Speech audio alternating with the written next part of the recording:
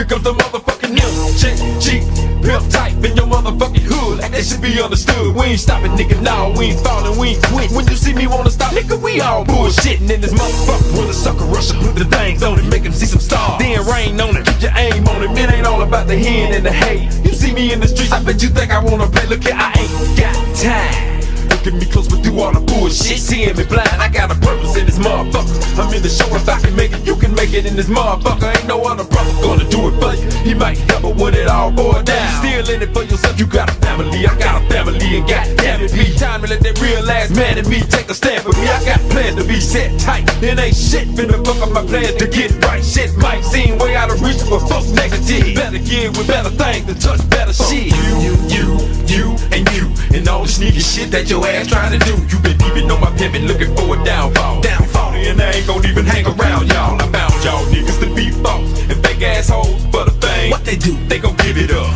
Put your hand in my shit, I breaks it off. Evolve, yeah. MJG, we gon' get straight out the mind of a nigga who done seen the light up all night, trying to figure out why shit ain't right. Uptight, ecstasy done got the best of me. Got me grit my teeth and I can't go to sleep. Feel the beat, bump. Beating up a nigga back, bout to bust out the trunk. We crunk, we dumb, if a nigga won't funk. But I don't really think the motherfuckers want none. Pimp nigga, South nigga, running his mouth nigga. Pull out a map and choose another route nigga. Prisoner of war and I can't get out nigga. Mass face, drop it off like it's a drought nigga. Swab house nigga, big ball and MJ. Space age pimpin', doing it the play away. Underground, independent, making more dough. Hustling cause no dough is a no-no. Fuck hoes, let me hold something I can fold. Thinking you fly when that shit you poppin' is old. Cold-blooded like Rick with this rap shit. And if a nigga wanna scrap shit, I don't give a fuck. You, and all the sneaky shit that your ass trying to do. You been peeping on my pimpin', looking for a downfall. And I ain't gon' even hang around y'all. I found y'all niggas to be false and fake assholes for the fame. What they do? They gon' give it up. Put your hand in my shit, I breaks it off. Evolve, yeah. MJG, we don't give a fuck. That pimp shit you wanna roll with. Stay in control, stay on your toes with. Never fold with a hoe with. Back on the hose with. Eat lunch, change clothes, been rolling on lean to the side, fold those with plenty of tint. I got my windows black in. Soon as you ride clean, you let them haters back in. Bitches be acting like soap opera. Fuck you hoes, go and see you a dope doctor. Shit that you tryin', baby, I'm already done with it. You be the fifth, I be the motherfucking one with it. I got my nuts and my guts and my heart in it. Give me a crack and see if I don't put a part in it. From the start in it, we had hard in it to win it. 30 birdies, straight love like tennis. Rhyme minutes, finish all point shavers. Bump and grind until we make our shit major. Until then, you can hit me on the pager. 1-800 Big Ball Hip Hop Savior. Remember that, and we gon' keep it on the cool. Smoking act a fool and take rookies to school. Veteran MC, purple ribbon pedigree. Tennessee MC, Mr. B.I.G. and MJG. Hard from the fucking start, hard from the fucking start. Cause we don't give a fuck. You, and all the sneaky shit that your ass trying to do. You been peeping on my pimpin', looking for a downfall. And I ain't gon' even hang around y'all. I found y'all niggas to be false and fake assholes for the fame. What they do? They gon' give it up. Put your hand in my shit, I breaks it off. Evolve, yeah. MJG, we don't give a fuck. Crossing the sands of Babylon. Point shavers set traps and ambushes. Space age hoes use hypnotic touches and aromas. Extraterrestrial bitches putting tricks in comas. As I hover above the slums, 220 miles per hour, smoking orange juice, sniffing it for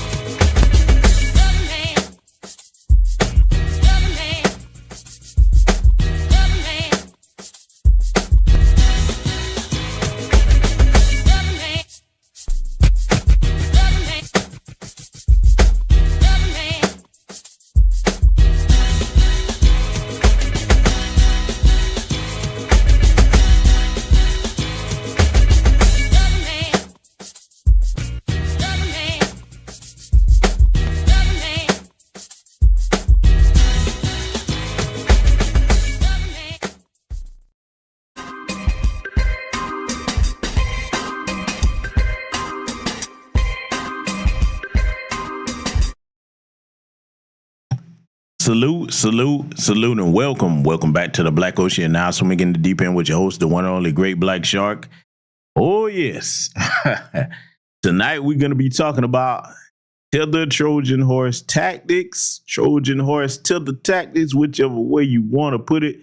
We're going to be dealing with part one of this silly seals, as I call her, Amanda Seals versus the 20 Coons debate, if you can call it a debate.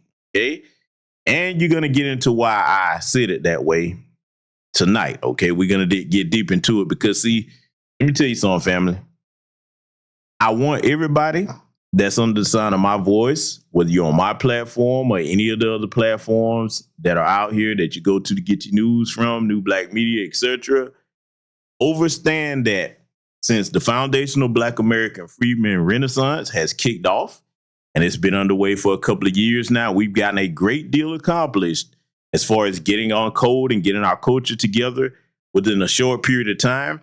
You better understand that when it's Democrats, Republicans, etc., white supremacy, whatever you want to call it, tethers, they see that this is something that they're not going to be able to silence. It's not going to be something they can put back in the bag. So you better understand that one of the age-old tactics in warfare is if you can't beat them, infiltrate them, okay? And I know plenty of you have heard different takes on this, but I'm going to give mine here tonight, okay? Like I said, I'm going to be breaking this down into 3 parts. I'll be covering over the next couple of days, plus a couple of other stories that are breaking news, as you know, unless you were under a rock. Know there's been yet another white mass shooter out here. Oh, man, I'm going to have to deal with that on Patreon because I have something to show y'all that I know I'm not going to be able to show you on YouTube. So if you haven't joined the Patreon, you might want to if you want to catch that. I definitely can't put what I'm going to show you all about that on YouTube, okay? Because we're going to go through that manifesto and break a whole lot of things down about that Mayo mutants' mental state. And by the way, notice that they're running around deploying the National Guard, got them harassing black folks, but they won't go and harass their mass shooters in their community, white supremacists. So much for them 14 words, huh? And I'm going to be dealing with that dusty-ass, Dustomatic 3000 J. Rello, the goofball that calls himself a passport, bro. Shout out to brother Philip Scott for breaking that story because I didn't know nothing about it till I saw him covering it.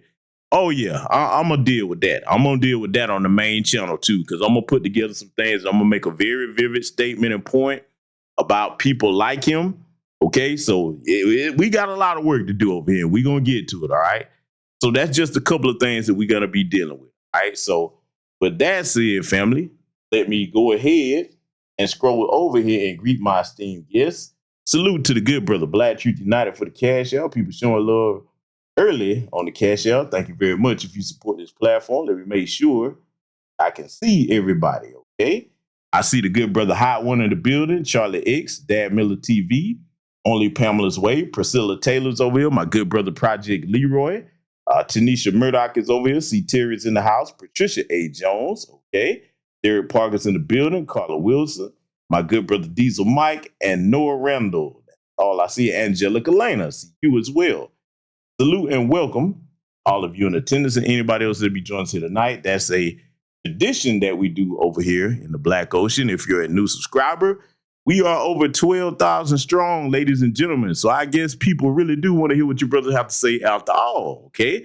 Let me go ahead and caution you about something that's been brought to my attention regarding that before we go ahead and get underway briefly here tonight. Ladies and gentlemen, young men and young women alike, I want you to listen to me. Okay, especially those of you that are content creators, new and up-and-coming content creators. I want you to understand that if you're doing this and you're not doing it for the right reasons, as far as like it's a passion for you to try to bring useful information to your people, no matter what your area of expertise is, because everybody's area of expertise is not the same, nor is it supposed to be. All right? We're dealing with this system of white supremacy. It has many working parts.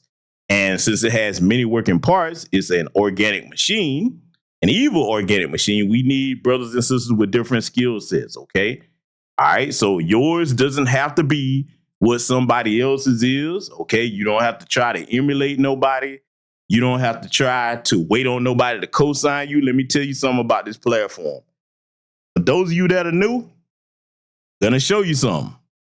Go over and look into the about section of this channel and see how long this channel has been here. Let me tell you something. Your brother's been around a long time. I've seen him come and I've seen him go. Okay. So I'm just letting you know that if you're doing this and it's not for the right reasons, you're going to get burnt out. You're going to get tired. You're going to get frustrated. And let me make this unequivocally clear. If you waiting on somebody else to co-sign you that has a bigger name, I don't care who it is, male or female, you definitely in it for the wrong reason. I don't ask permission to do nothing for my people. I don't give a fuck about nobody's cosign. If you do, that's cool. If you don't, that's cool. We gonna be here summers and winters, okay? I got work to do. As long as you all support this platform, that's what I do this for. The young brothers and sisters that reach out to me on and offline, that appreciate my work. Okay, I've got old content that people have used in classrooms from back in the day. Okay, so I mean, over here, let me talk to the people because I've been made aware of some things. But see, I don't give other people attention that are not bold enough to actually directly address me. Okay, if you not gonna direct it, then I can't respect it. All right, don't ever sit up and worry about what somebody's critique of you is, because if somebody don't like you, ain't nothing you can do to make them do so, okay? I'm saying that the young black men and women alike, okay? So you better watch out for the Negroes in that class that fit that description I just gave you, all right? Whatever it is that you're doing, it's in the best interest of your people. You carry on with that work and stay focused on that, all right? That's what you do, because we got things to get done here. And, you know, some people have the wrong idea about a lot of things. Some people have, you know, pretty much lost their mind doing certain things. For me, I got one mission: the protection and the empowerment of my people and a forward march. I don't care who don't like what I do. I don't care what critique they have of it, especially if they're not over here supporting this platform. Man, they can go straight to hell. It's all of you in the audience here that have supported me over the years that I'm concerned with, okay? I just want y'all to know that, because, you know, certain folks, I know y'all mean well. Y'all send me things. So-and-so said this. So-and-so said that. Man, I could kill us what they saying, because let me close it with this before we get underway with the main subject matter. If people are busy talking about other folks and worrying about things, ask them this question. Brother, what are you doing? What are you doing? Because the people that you're talking about are busy, okay? I know I am. And many of you have worked with me over the years to get a lot done. So we gonna leave that right there. I just want to give that bit of encouragement for the young brothers and sisters that are out here. And oh, by the way, one more thing. I'm definitely gonna take the chance to do a different type of broadcast y'all haven't seen yet. I'm probably gonna be one of the only people who do this. There's a lot of other channels that are doing solid work out here. A lot of them are smaller channels. Okay. I'm gonna put together that broadcast like I've been saying, and I'm gonna try to get that done maybe this coming week here. All right. And just kind of show y'all some of the other brothers and sisters out here. Because I'm not somebody that's a damn glory hound or glory hog. You know, I tell y'all like this. I appreciate everybody supports this platform, but hey, I've only got one piece of the puzzle. It's other brothers and sisters out there that have other pieces that we fit together, try to do things that are in the best benefit of our people, okay? So I'm going to let y'all know who a lot of those other channels that I've known are, and I've mentioned some of them over the years, but I'm going to take a broadcast and just put them together back to back and kind of show y'all a little bit of what they do. And, you know, if you're so inclined to go check them out, then you can, and give them a sub if you hadn't already, okay? And this Friday, we're going to be having an X Space here. It's going to be a special guest. Like I said, I think a lot of y'all are going to enjoy that. It's going to be something a bit different, but it's going to introduce you to one of those people that has an up-and-coming platform that I think does great work, especially in the lane that he's talking about. It definitely affects black folks, but it's in a different avenue than most of the platforms that you hear over here that you listen to that give you news and cover certain topics. Like I said, every voice is important regardless of what anybody else tells you, okay? And anybody else is telling you not to listen to somebody, well, you know, over here we say the code is the leader. So with that said, I'm going to leave it there. Now, family, I want you to brace yourselves, because we're about to get started analyzing this coon business, all right? Oh, yeah, we're about to get started analyzing this coon business. Now, I'm going to say it again for anybody that's coming in. What I'm about to tell you probably going to be different from what you've already heard. So over here, don't come telling me about what nobody else said on their platform. If you want their insights and views, you go over to their platform. Over here, came here to hear what I have to say, okay? Just letting that be known. So we're going to go ahead and get underway, ladies and gentlemen. That's it. Everybody get ready because we're about to go to school. I am Amanda Seals, widely known as a comedian, an actress, a disruptor, an annoying person on the internet who always tells the truth. And I am now an artistic intellectual who commits myself to making art that educates. And today, I am surrounded by 20 black conservatives. My first claim is it is undeniable that reparations are just and necessary.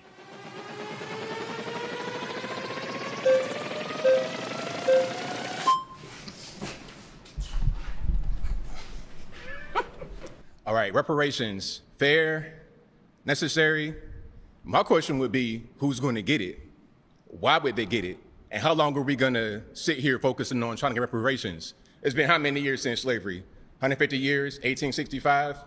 Whenever there's a real thing that this country wants to do, they do it. Stop Asian hate. Okay, there's a problem with the Asian hate. Let's draft a bill, sign it, and it's done. Anything that needs to be done is done. With us, it's a carrot they dangle in front of us that they don't really want to do. And it's not going to help. We need education.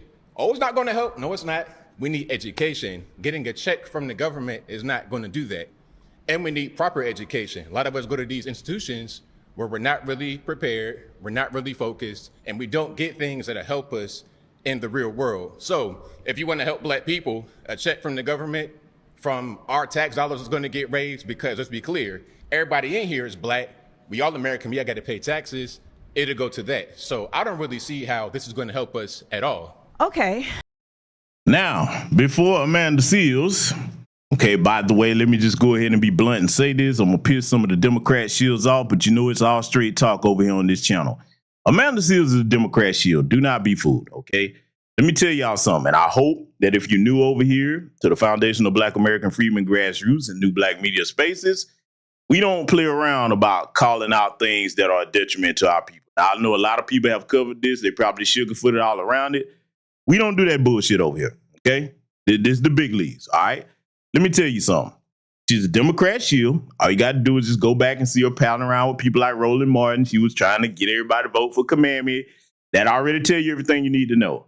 Case in point, regardless of any of the points that she's made here, because this is a non-FBA woman, all right? Regardless of any of the points that she's made to try to camouflage herself, to set herself up to be infiltrating the foundational Black American Freedmen Grassroots by using our talking points, the woman is a Democrat shield, okay? I don't care what she says during this interview, and I'm going to tell you something. What you better learn to understand is they have to change the playbook because they don't know what to do with the foundational Black American Freedmen Grassroots movement where we have it now. They don't know what to do with this. We have never in this country been this on code ever in our lives, ever, okay? You have to go back to the civil rights movement to find as large a number of black people across the country and that's on code as we are now. I'll posit to you that there's more of us on code than there were back then, okay? Because now we definitely understand the system of white supremacy better from learning from history, and we see how it correlates to present day. So I just want you to be understanding that. And we're going to prove everything I'm saying here tonight, all right? So now, for those of you that are new, that probably don't recognize the Rise from What's Happening clone, the bald head with a gray beard, because I know that's what ABL, that's the guy, the coon that's talking on the screen. Yes, he's a coon, okay? He's Anthony Brown Logan. A lot of you probably don't know him. Hardcore book dance assemble. This fool has said that the Klan, the Ku Klux Klan, that's right, that Klan, brought his grandma toys when they was a kid. Just all kind of silliness. Yes, he is FBA, unfortunately. We have our Sambos and our coons. You know, we call them out over here regardless of whether they're FBA or non-FBA. But let's deal with some of the things he's saying. Let's just go ahead and make this short and sweet. Family, when you hear any of these scary Sambos that's trying to gain white acceptance, because that's all this is, all these 20 of them up here, all these coons, these are people that either they have white significant others, or they're campaigning to get them, or they're angling to try to get some type of position in the Republican Party. Those that are new here, I'm not the liberal nor conservative. I don't kiss Democrat ass. I don't kiss Republican ass. I got to say that because I know we have over 12,000 new subscribers here. So, hey, listen, I'm just letting y'all know what type of platform, because you might have took a wrong turn. If you are loyal to either party. We don't do that over here. Okay. Now, Anthony Brown, Logan, and anybody talking like that, listen up. They did not take education from our ancestors. They took free labor and earned trillions of dollars off their backs. That's what we're going to get reparations for. We don't have the defeatist mindset about, well, they never gonna do it. What if they don't do it? We don't play that bullshit over here, because let me tell you why no foundational Black American freedman takes that type of ideology or that thought process. If our ancestors just said, well, we just ain't gonna never get off the plantations and sat there, we still being changed today. So some of us are not descended from the same stock. Yes, ABL is of our lineage, but you better understand this. I've said this before. Many others have echoed similar sentiments. Just like our warrior spirit was passed down from the plantation, where you see the courageous people, even many of you in this chat room, you better understand, if you have the type of spirit that doesn't allow you to back down from injustice and fight the system of white supremacy, that didn't just start with you. That came from your bloodline. I guarantee you, if you have not discovered your family, and I'm speaking primarily to younger people, because those of you my age and older should know this, younger foundational Black American freedmen, men and women, look in your family, learn who's in your family. It will tell you a lot about yourself and why you are the way you are. Now, in the same vein, the people that were cowards, coons, and traitors, they reproduced, unfortunately, too, and came off them plantations with us. That's where Anthony Brown, Logan, and the rest of these Sambos and Sam Betts in this room is descended from. So, no, we are not just seeking education. And as far as the asinine claim that our check won't help, let me make this simple and plain.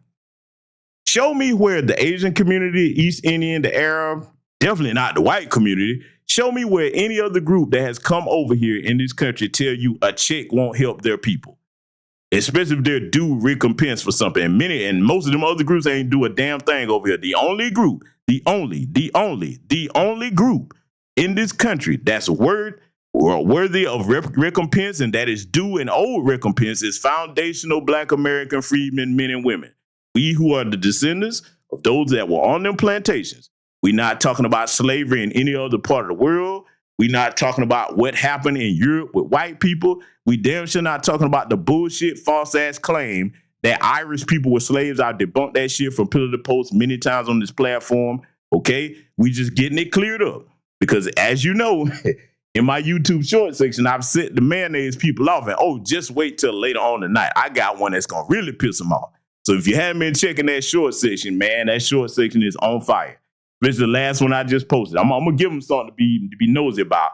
But all of you that's sitting over there listening in the cloud, what are the blacks up to? You found the right place. I'm gonna show you what the blacks up to over here. Salute to the good brother. I think brother. Let me not mispronounce that since I'm not sure.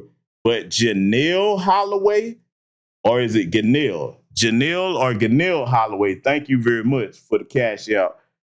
Thank you. Okay, but just letting you know. This platform over here, you better go down to archives, ask the brothers and sisters in the chat if you're new over here that, hey, we don't play sugarcoating over here, so we're going to let this continue. Well, first I'll start with, it will help on even just a moral level. The reality is that the United States has become very comfortable with the fact that it does not consider Black people equal. And it.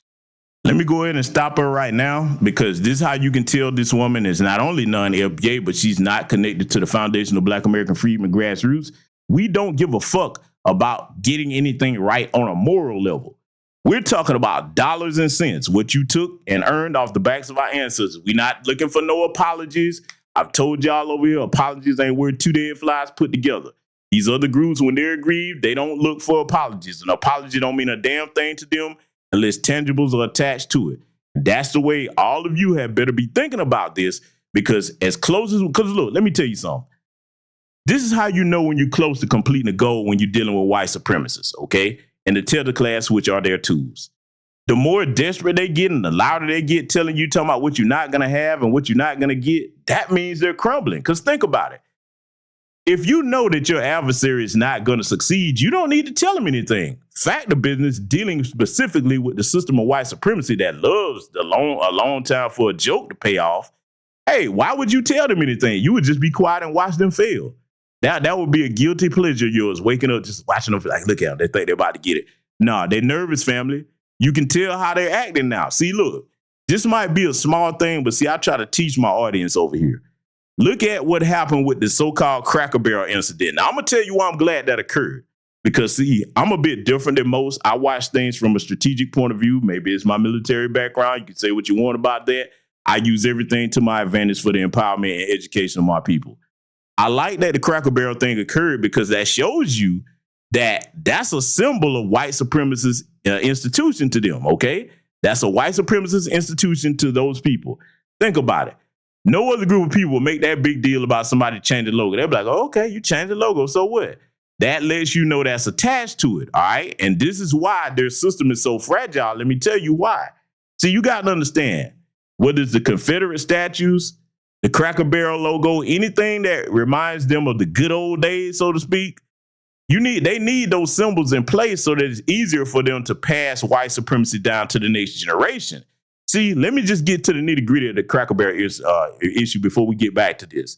The Cracker Barrel thing, that means something to them white kids that was the first time they went to that restaurant with Pop and Meemaw that taught them how to be little white supremacists.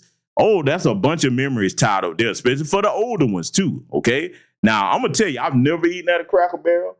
I don't know black people that do.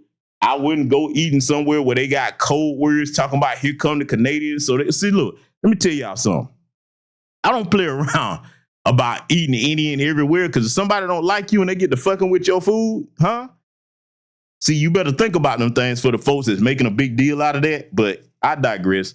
I don't fuck around with no Cracker Barrel. I don't know most black people that do or whatever. I mean, I've never set foot in one, never will. Let them have it, okay? But I just brought that up to show you how white supremacist institutions mean the world to them, and they'll fight to protect them. So again, Amanda Silly Seals, we're not looking for nothing, no moral recompense or moral, compensation. We're looking for cold, hard cash. In just a second, I'm going to let this play, and I'm going to put a useful tool to the ladies and gentlemen in the chat room space. If you're new here, I'm going to put something here that's going to show you where a part of them reparations is going to come from. Let it continue. Shows that in many ways that I'm sure we will discuss over the course of today. But ultimately, there has not been a committed, concerted effort to shifting the mindset around the use of black people as a labor force in this nation back when it was slavery, now in the use of slavery as slave labor in prisons. So on a basic cultural level, reparations are an act of repair. They are an effort to say, our bad, we see you now. We have seen that done with Japanese folks who were put in internment camps. We have seen that done with Jewish folks. We have seen that done even in the case of slave owners who received reparations. When it comes to the use of tax dollars to pay reparations, and this is going to come up a lot today, it's a matter of values, right? For me, my value system circulates around the fact that I think that as a community, we should all be engaged in repair for our community. So I don't think there should be any problem with there being tax dollars spent at repairing consistent efforts that have been made to impede black people. So the reparations you're talking about are not just related to slavery. There's reparations that have been discussed all over this nation in different communities as it relates to particular massacres, as it relates to redlining and the impediment of black people to earn wealth by having property. There's been impediments in various ways that can be repaired. And I want to also just add, there's reparations that are considered a cash payment from a government. There's also the version of reparations that shows up in how funds are applicated to specific groups of people. So there's multiple ways in which what you're stating cannot happen could very well happen. Okay. Oh, let me stop her right here. And I will definitely remember that. My sister Win bends grass is Janelle. Oh, yes, ma'am, because I like to give people's names right over here. I appreciate all of my audience. But family, I'm finna go somewhere with this talking point she just had. And before I do that, for those that are new here, that site that link that I just put in the chat room 3 times, I do it often over here because I want you ladies and gentlemen who are taxpayers, especially you young foundational Black American freedom, because you all are the future. You should know where your tax dollars are going overseas, okay? That's foreignassistance.gov. I'm going to keep showing people that site. I want you to go over there. It shows you where our tax dollars are going in real time and what countries are getting just how much. If you never looked at that site, it's going to blow your mind. Now, with Amanda Seals here, what she's talking about. Family, let me tell you something, man. All of you over here on the Foundational Black American Freedom Grassroots, you know what I'm about to say. We not sitting here having debates with people. See, we passed that. The talking is over. Now everything is about putting pressure on them, letting them know you want anything from us, Democrats, definitely them, because most of our people have voted for Democrats for the last 60 years, or Republican or whoever. Okay, I don't care if they come up with the gray stripe zebra tail part. I don't give a fuck what you call it. If you're going to get any votes or anything from black people, you better be talking tangible policies. Reparations got to be on the table, and it's cash payments. Did you hear that crap she was talking about? It can be this form, it can be that form. See, this is why we don't want people that are not foundational Black American freedmen speaking for us, okay? She's not our representative. Let me just say that full-throated, plain and clear. She is not our representative. I don't give a damn how many of our talking points she used, because this woman is not connected to the grassroots. She was actively over there with Roland Martin talking against the things that we was trying to advocate for. Now all of a sudden she think we forgot about that and she flipped. See, let me tell Roland Martin and the rest of the Democrats shield something. We not forgetting anything over here. You better understand that we are well organized and we keeping up with all your Sambos and Sambits. That includes the young ones that you're trying to groom, like we're going to see here. And this particular thing here, when they get to the young Tether that was from Angola, okay? No, it's not sloppy work over here. Reparations starts with cash payments. Anything you add to it after that, cool, but you going to start with the cash. Let me go ahead and reiterate something to the Democrat shields, okay? You're not going to sit here and have papered up all these illegal aliens and tell us you ain't got it? Oh, no. You're not going to sit here and after that pandemic, we saw how much money you pulled out your asses. Oh, no. Hey, I don't give a damn what's happening. If the planet itself is going to crack in half, well, you better hurry up and cut that check. That's the type of time we on, okay? This whole goddamn thing can sink into the ocean.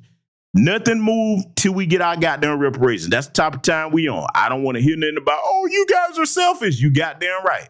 We should have been selfish a long time ago playing these games with these people, okay? So I don't care which one of these Sambos up here, the Democrat shield, Amanda Seals, or these 20 coonservatives sitting up here talking about what we not going to get in all of this. We're not playing them games no more. Bluntly put, our empowerment, these reparations, anti-black hate crime bill, it ain't up for debate. All of this discussing stuff with people. See, this, look, let me tell y'all something, right?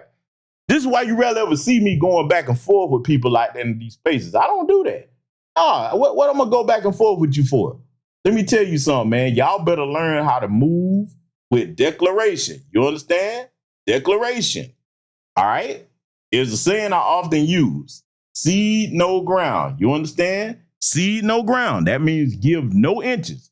After a certain point, and all the talking is said and done, it's no longer time for talking. See, that's what the Democrats tried to play when they were talking about a study. You understand?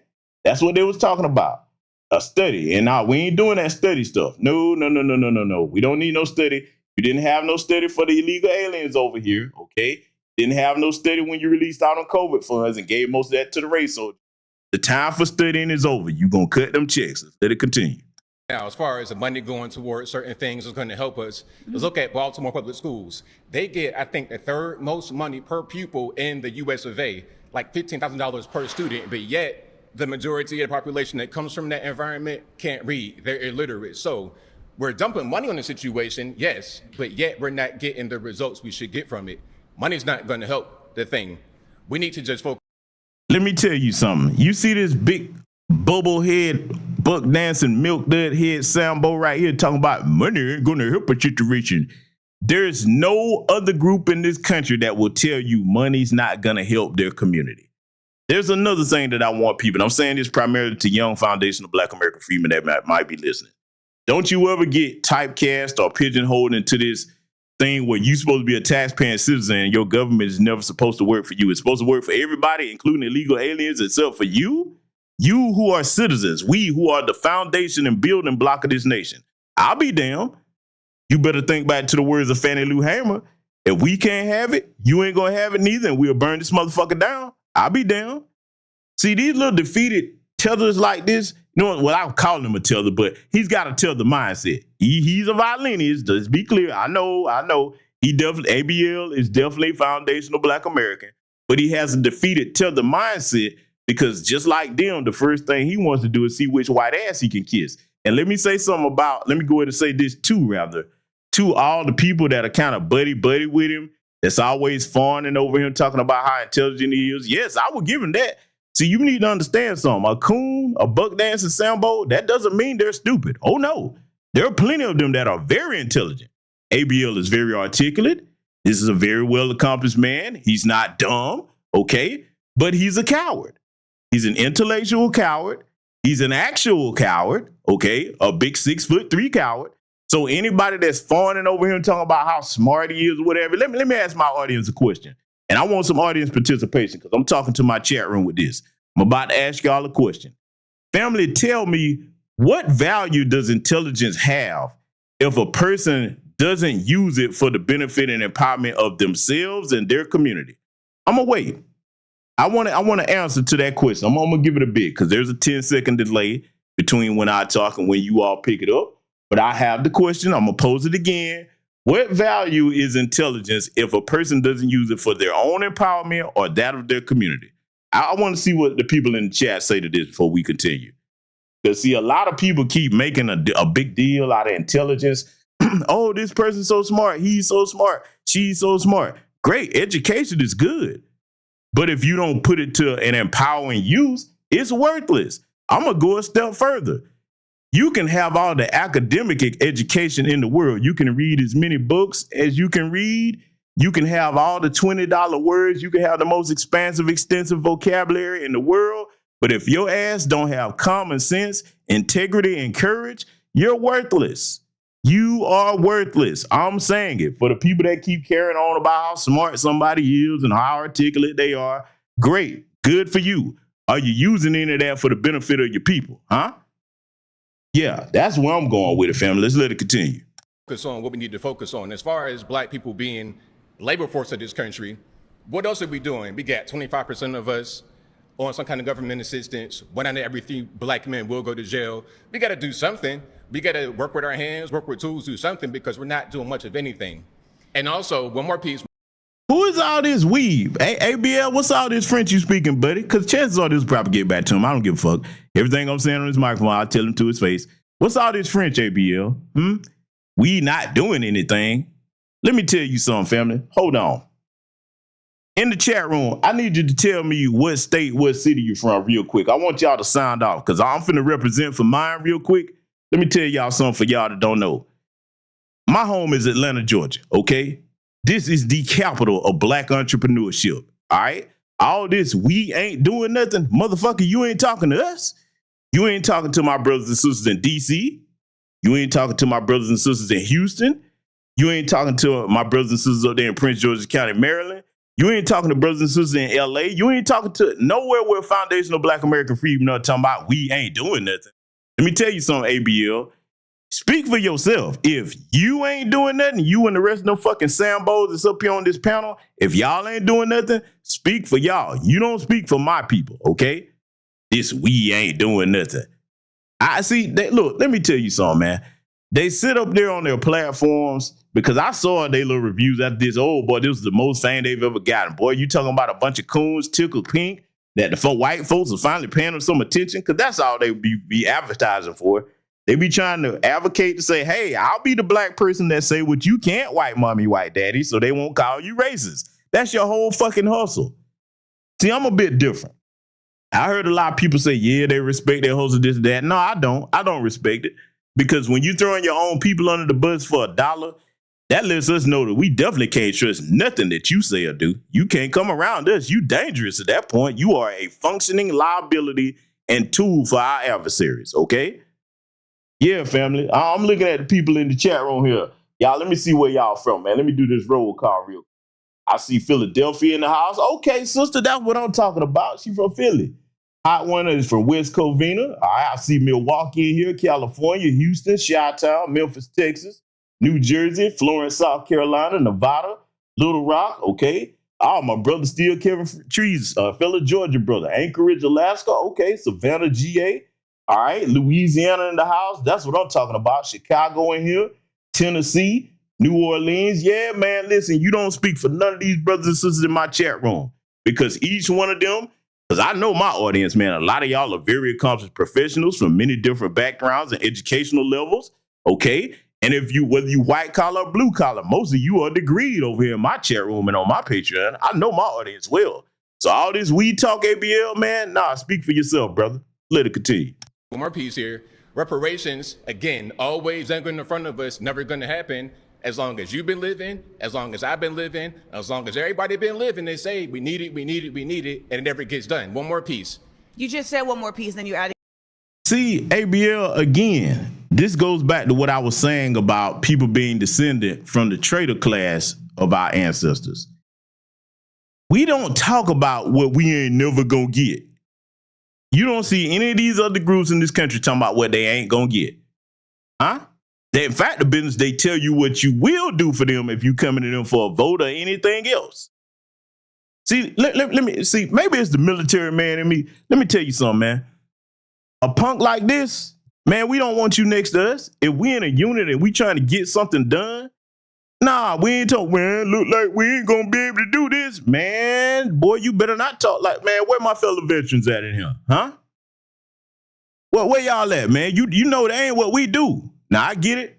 A lot of you have served in different branches of the military, but y'all know my background. Let me tell you something, man. We ain't talk like that.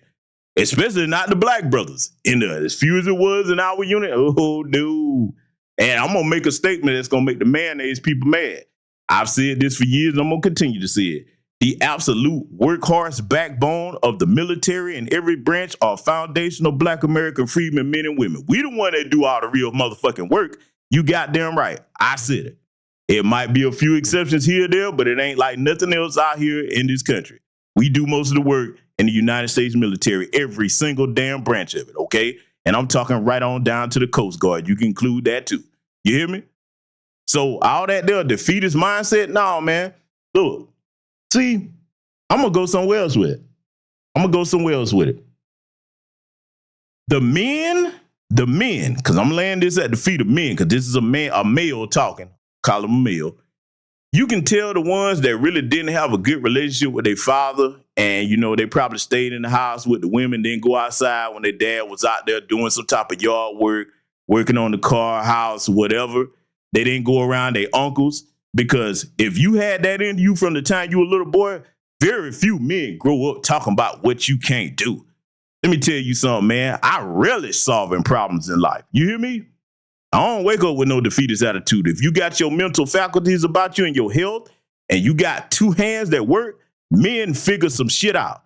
We don't sit around talking about what we can't do and what we ain't gonna never get. See, you think about somebody talking like that, that's a head of a household. Because see, if you talk like that, you're gonna be talking like that about other problems too. Well, I can't solve this problem. I don't know what I'm gonna do. And see, let me go ahead and say this now, because I want to get under the skin of every punk that fit the description of what I'm saying. If you talk like that and your wife go out and cheat on you and turn her ass up in the air for somebody else, shut the fuck up. She should go find another man that can solve problems besides your punk ass. That's right. I said it, and I'm talking to whoever the shoe fits. Let's let it continue. Hold on, I promise. So hold on to it. I'm gonna land the plane. I'm gonna land the plane. I promise. Reparations is a thing. Like I said, it's a carrot that dangle in front of us. They're never really going to get it done. And if it was going to get done, it would have already been done. It's just something that they use. ABL, if you put as much effort into trying to get stuff done for your people as you did all that goddamn cooning, you probably would see some progress done. Using to try and make us stay Democrat. That's what I wanted to say. Well, Democrats are not doing reparations either. They're not. This is nonpartisan. This is black partisan, baby. Okay? Well, this is nonpartisan. Who do we vote? Now, let me correct you, Amanda. This is foundational black American freedmen partisan. You don't represent my lineage. Who do we vote for 93% of the time? There's no incentive. To be quite honest, you're not talking to a Democrat. You're talking to a radical. Okay, but let's land this plane very quickly. Who do we vote for? Let's land this plane quickly. Who do we vote for? You're talking to a radical, not a Democrat. Okay, and you are your own person. Let me tell you vote something now. For? I don't know what they told you, but if they told you that cutting me off is how we're going to get clicks, stop it now. Oh no, that's not how we're going to. That's not how we're going to We having a debate. A debate does not require continuously cutting somebody off. Okay, no problem. Now I do want to state this. You're stating things as it relates to how money is not fixing a problem without acknowledging the fact that the problem doesn't exist in a vacuum. and that there are so many other factors that are determining how that money is getting spent to impede it from actually fixing a problem. You can put all the money into Baltimore public schools you want, but if you are also putting all this money into policing, into communities that are not getting resources, then you are also creating your own conundrum. The other part of this is that when you're saying they, you know, the they is a broad context. And the last part of this that I will say is that you keep saying, hold tight just a second. Hold tight just a second. Hold tight, hold tight, hold tight.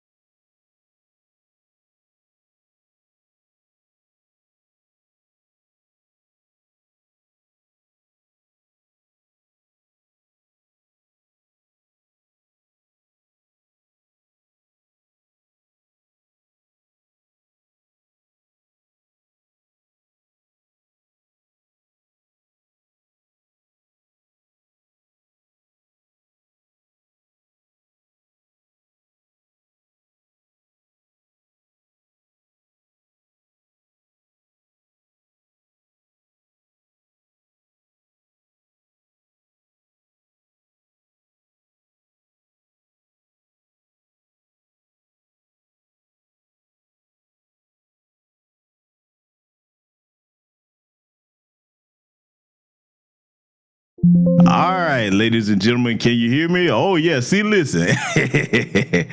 They're going to be mad tonight. Listen, hey, look, this is how we going to do it then. Since they don't want you to see their precious coons getting cooked, well, hey, we'll cook you with audio. No problem. Hey, watch this. Let me ask my audience a question. First of all, give me a black fist and thumbs up if you hear me loud and clear.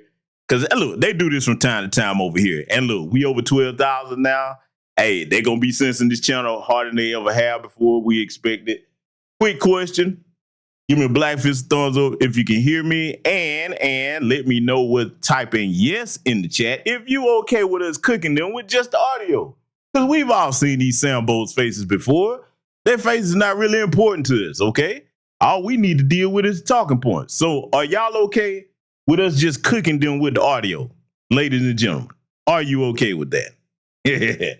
Cause see, boy, I'm just getting started. Now I'm gonna go even harder in the paint. Oh, trust me, you know me. We push the boundaries over here. Oh, I'm here. I'm seeing a lot of yeses. Are there any more yeses in the chat? I want to see. Okay. Uh-oh. I'm seeing a lot of yeses over here. So look like we're gonna continue cooking without seeing their faces. That's cool. Hey, my logo looks much better than most of their faces anyway. All right, so we're gonna let it continue. Right where it left off before we so rudely interrupted. Let's let it continue. they're dangling this in our face. They're dangling in this our face. Slavery lasted for 400 years. It hasn't even been 400 years since slavery. So should we be only fighting for a quarter of the time to get repair? All right, I'm so sorry. You've been voted out by the majority. All right. Please return to your seat. Okay.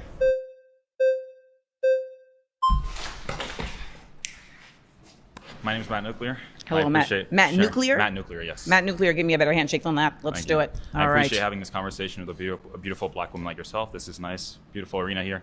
I disagree that reparations are necessary. I think the most important thing that Now, this is the Angolan Tether up here that's running his mouth, and you see him getting a bit kissing ass, talking about a beautiful black woman and all of this.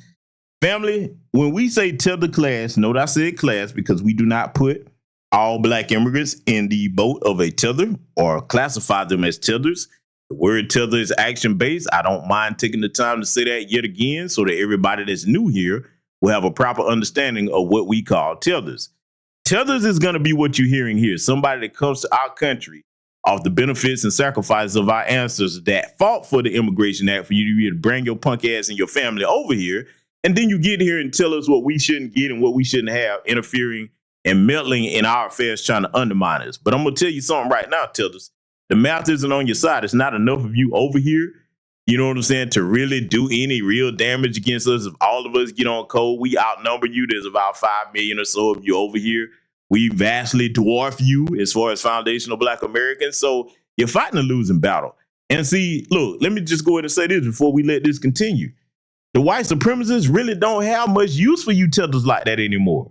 Okay, because see, your only value as an ass-kissing tether or a foundational Black American coon, your only value, whether you a Candace Owens or a Larry Elder of our lineage, is that you can be them people's mouthpieces and they can send you to infiltrate us and sabotage. But see, now, ain't gonna be no more sabotage. We see you before you even start coming, okay? So now you got your Nick Fuentes and all the rest of them out there. They're like, hey, you in the way. We don't want you, you know what I'm saying, speaking for us. You heard I played for you. Nick Fuentes' own words over here. He called out Jason Whitlock. He was like, listen, I don't need the blacks, as they call us, speaking for us. No, we want to be the ones saying this so we can get the money that you getting to say for us. You see what I'm saying? See, no, they clean the house. So I'm just letting it be known that that tether career that y'all was looking to have, oh, that's over with now. That's why they fighting like cats and dogs to try to audition with stuff like this. Let's let it continue. It's necessary right now for the Black community would be the stopping of violence, especially Black on Black violence. I don't see how reparations is going to solve anything. You can give everyone here like a $50,000, especially people that are in the streets who are committing violent crimes consistently, a $50,000 check. It's not going to fix anything. It's not going to increase the median household income in the next 10 years by 10% or 20%. For example, we had the Chinese Exclusion Act of 1882. We prevented Chinese people from getting citizenship and even entering the country. We discriminated against them and basically put them under apartheid, even here in the United States. Yet they have the highest median household income. How is that possible? How come they don't complain and feel entitled consistently to beg for reparations and beg for this when they are killing each other 90% of the time, which is... First of all, Chinese people were not enslaved on plantations like my ancestors were here. Second of all, we have said this over and over. Boy, you tell us, sometimes less is more. They haven't learned that sometimes they need to keep their mouth shut. This whole, our household income is higher. Yes, because you live 20, 30 motherfuckers stacked up on top of each other in a house. Of course your household income is going to be higher.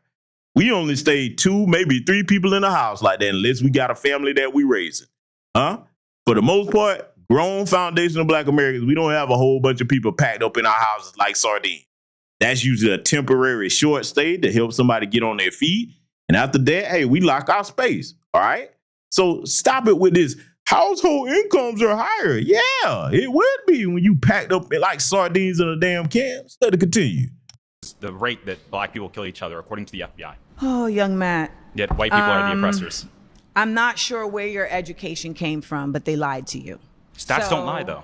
Statistics lie all the time. So let's start there, particularly when the statistics are coming from the sources that gain from the statistics being shown a different way. So if you're going to start your argument on stats don't lie, you've already lost the argument. They lie all the time. One, comparing Chinese people who are immigrants that made a choice to come to the United States and comparing the continued effort of Black people to ground themselves in a nation that continues to make impediments for them to show and live and exist in their true citizenship is a false equivalency. I don't believe that happens at all. No one here is Are you being acting impinged right on anything. now? Do you really believe I'm telling this? the truth. There's no systemic racism that I've experienced here in America. What system is racist? I think the only racism we've actually seen recently, systemic racism that we've seen, is the application of systemic racism against white people. The University of Western Washington, for example, has been trying to segregate dormitories, using Black-only dormitories because Black people feel safer amongst each other. But they're more likely to kill each other than white people are ever to kill them. That's just the truth. You have King Von rapping about killing other Black men. Why should I think that the white man is the oppressor? See, you can tell even before it was a reveal this boy was a tether, he's looking at us through the lens of white supremacists. I've seen some FBA Sambos do this too, because you know I call it down the middle over here. This boy is putting the entire black community using King Von to represent the entire black community. Like we all, look, let me tell you something. Even if you don't know the math on this shit, all that 1352 bullshit, let's just make it common sense. Let's just say you don't know nothing about math. Let me just go ahead and give you the real world common sense of this. If black people was really this violent and committing all these crimes, and they act like everywhere where a black person is just this Mad Max dystopian landscape where the minute that you come around one of us, we gonna start chasing you like rabid dogs. Don't you know that these people would have had the National Guard deployed in every single city a long time ago? Think about it now. We were really as violent as they try to make us out to be. They went, none of these other groups would ever put their businesses in our community, huh? Man, listen, this is what happens when a Tether comes over here and he don't know a damn thing about the system of white supremacy. But see, I'm going to tell you something. Most of the Tethers that's talking like that, they're going to get their wake-up call. See, I got a challenge for them, and I want you all to give them this challenge as well the next time you hear one of them talking about, oh, ain't no systemic racism, ain't no white supremacy. This is what I want you to tell them to do. Don't stay over there in your little Tether enclave. Oh, no. You said ain't no white supremacy? I got a challenge for you, homeboy. How about you go to Vida, Texas, come on down here to Rebecca, Georgia, come on down here to Mississippi, certain parts of that, Alabama. And come by yourself too, okay? Come on down here and come down here with that bullshit you talking about how much you don't like the blacks and black on black crime. Let me tell you something. A true to the game redneck don't give a fuck about none of that cooning that you doing. So since you really believe it ain't no systematic white supremacy or racism, come on, that means you can go anywhere in the continental United States and just be safe. Your little high yellow Angolan ass, because that's exactly what he is. You think that them folks give a damn about anything that you say because you cooning and buffooning? They don't. Oh, I promise you they don't. Oh, they do not care. Oh, they don't care. But see, clowns like him have to learn the hard way, all right? Because see, he'll be the next Christian Open Silly, running up behind a white woman. As soon as she get mad, she decide to shoot or stab your stupid ass. And then your family come running to us talking about, hey, FBA, hello. We need justice. No. Let me tell you something. All of you disrespectful groups, just like the illegal aliens, okay, the tacos and all the rest of them, now you've seen the light. Oh, I see what it's like to be black. Cool. Congratulations. Now go and show us how much harder and smarter you are than us and figure out your own problem. We're not helping nobody that's disrespectful to us. The line has been drawn vehemently on that shit. That day is over. So I just hope all of them remember that. Let's let it continue. When black men are more likely to kill me. Oh my God, this is scary. You need to think about me as your mama. Do not talk to me in that fashion. So let's check that now. Okay. So on a basic level, we have to understand that systemic racism is grounded in the realities that black people have not been considered an equal human being in this country since its onset. So there's simply no way to make the argument that there isn't systemic racism when we have seen in very clear ways the system operate in an organically racist way. Do not cut me off. When we talk about systemic racism, we can start with even the fact that redlining, which was implemented to discriminate black communities. Are you shaking your head that redlining doesn't exist? No, I'm saying I don't think it really existed at all. I mean, no, I don't think so at all. So it does exist, and stating that it doesn't exist doesn't make it no longer exist. Redlining absolutely exists. It is not something that's being made up. It's an empirical fact. And there are realities that exist because of redlining. We know that school systems are related to the way that property taxes are affecting the school systems. If a school system is not getting the same property value as the property taxes allow it, then it's not going to have the same efficacy at allowing for students to be able to get what they deserve. When we talk about systemic racism, we have to acknowledge that these private prisons are literally built based on the test scores of school students in third grade. So if you are literally building prisons with the onset of, okay, if these people are not reaching a certain reading level, then we know that they're going to go down a prison industrial pipeline where we can use their free labor. Then how is that not systemic? And if you want to stop them from entering prisons, how are you going to stop people from entering prisons if your goal is to get them into prison? Sure, make them try to be more like Ben Carson than be like King Von. That's very, very simple. So how does King Von happen? How does King Von happen? King Von reparations. Actually, no. Let me land the plane. Yeah. We're talking about reparations, and what you're doing is actually just trying to get this conversation off the facts. And the fact is, reparations are just and necessary because on a basic level, black people built this country and the country continues to thrive off of the labor that black people put into this country. And it would behoove you, young man, to really understand the way that your ancestors put blood, sweat, and tears into this nation that is still living off of those blood, sweat, and tears. And let me also add, there are reparations and then there is remunerations. See, let me take this time to point something out, because it's not so much about trying to debunk or take apart what they're saying. My overarching purpose to covering this here tonight is to let y'all know that none of these people are going to be allowed to represent us. And the minute that they try, we're going to make sure that they know, no, you don't. You don't speak for us. Let me tell you what you're listening to right here, okay? And when you saw this, for those of you that went and watched this first go around, what you're looking at right here is good cop, bad cop, okay? Because Amanda Seals is still a Democrat shield. I guarantee you, all right?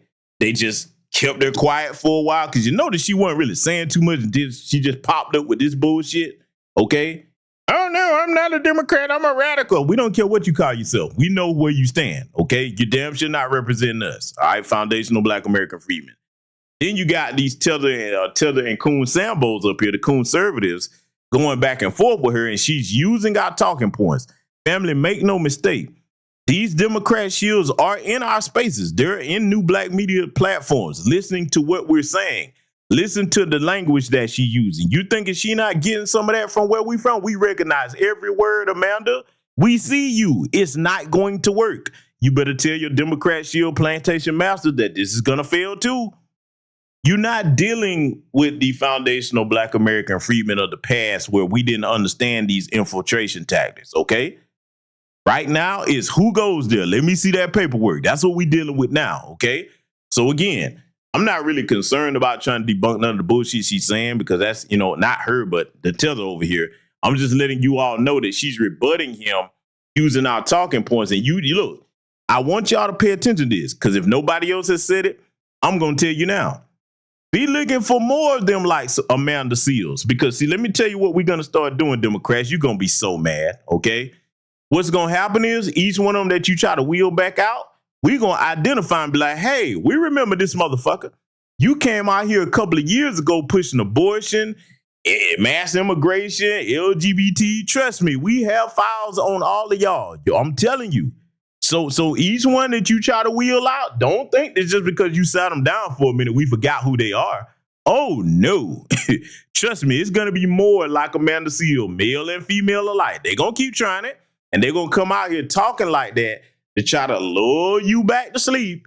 But nope, we're not going for it, because, see, watch this. I'm going to show you how you know I'm right about what I'm saying, because some of y'all might be like, brother, I don't know. She sound like she done turned over a new leaf. No. Let me tell you something.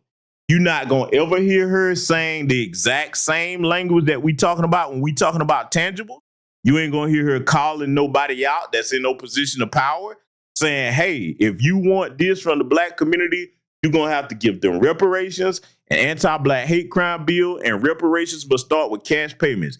I guarantee you her, no, any of these other bozos that they send out here to try to infiltrate our movement using our talking points, none of them are going to be saying what I just said. Let's let it continue. You know the difference? Yes, but can I finish one point that I wanted to say? Question. Ben Carson's cousins were killed at a very young... I'm so sorry. You've been voted out by the majority. Okay. Please return to your seat. I hope some of y'all are acting. I really do. We in LA, and I hope some people in here are acting.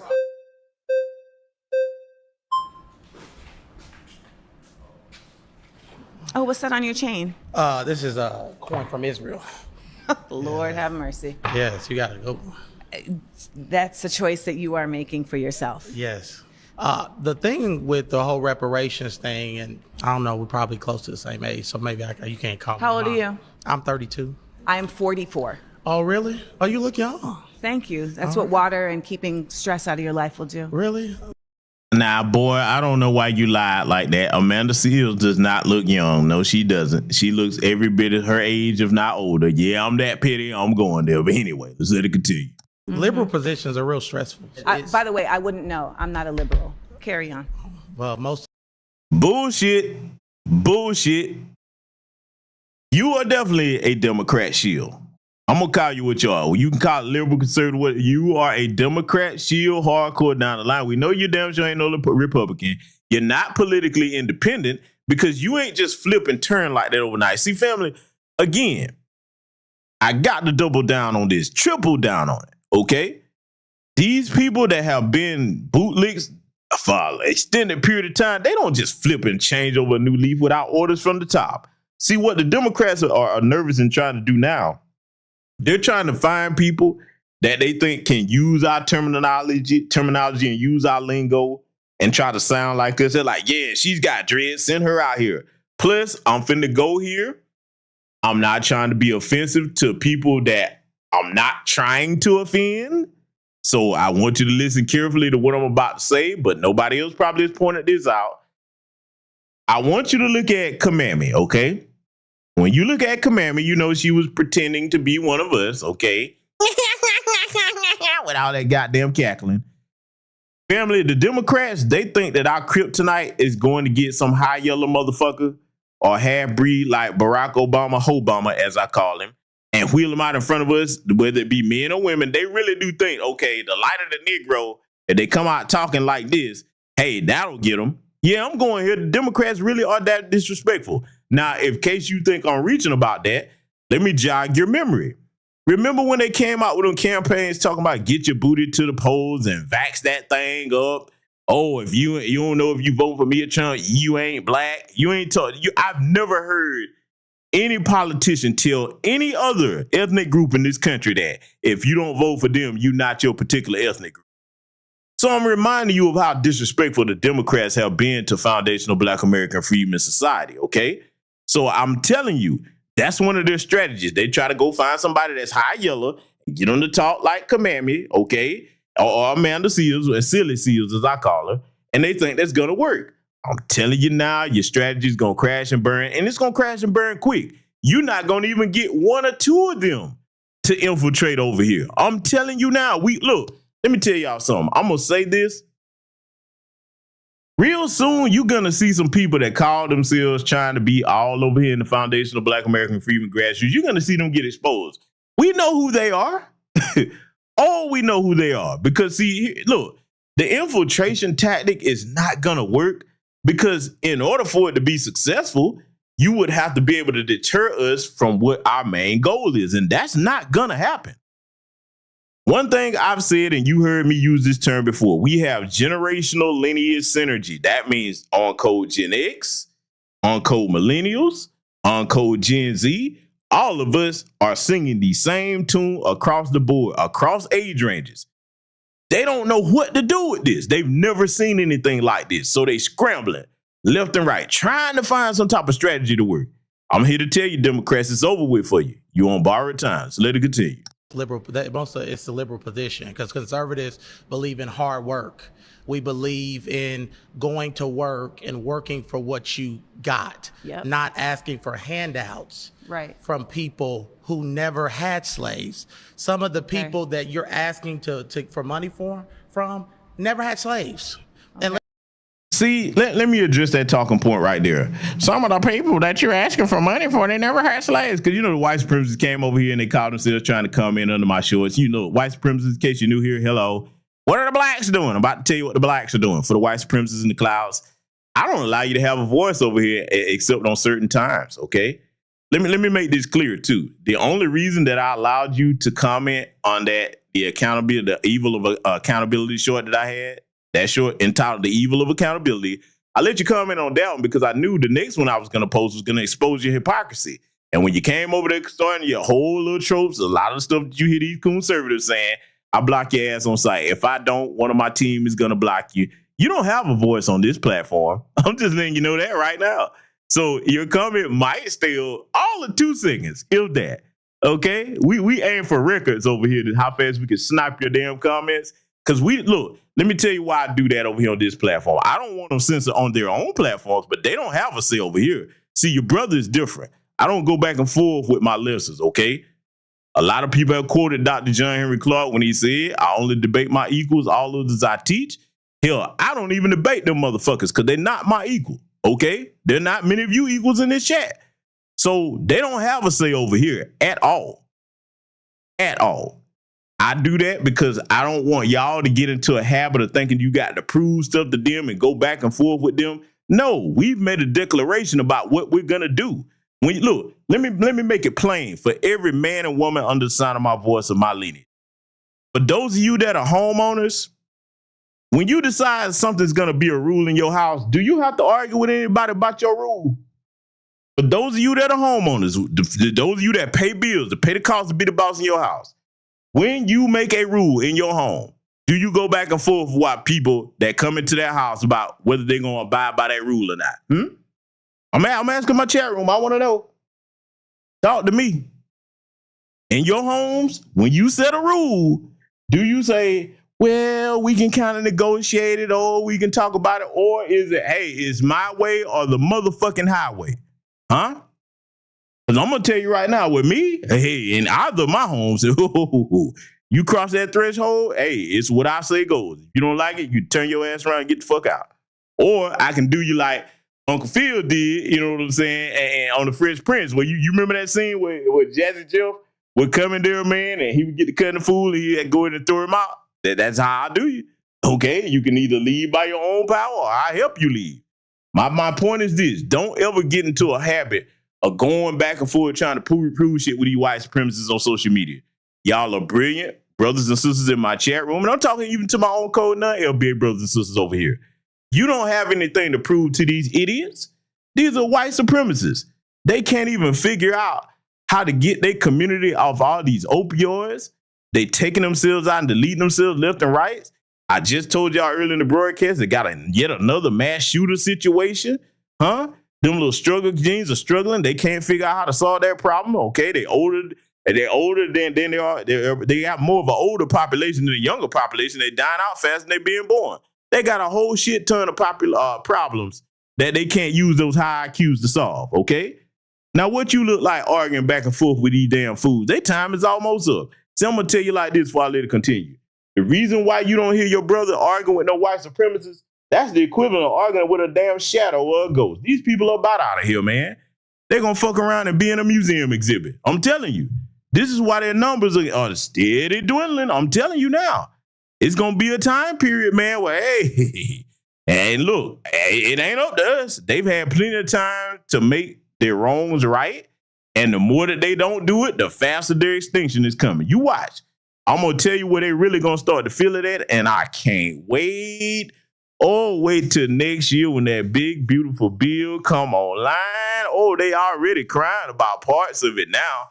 Ooh, wait till it kick into effect. Oh, I am going to have my popcorn. I promise y'all.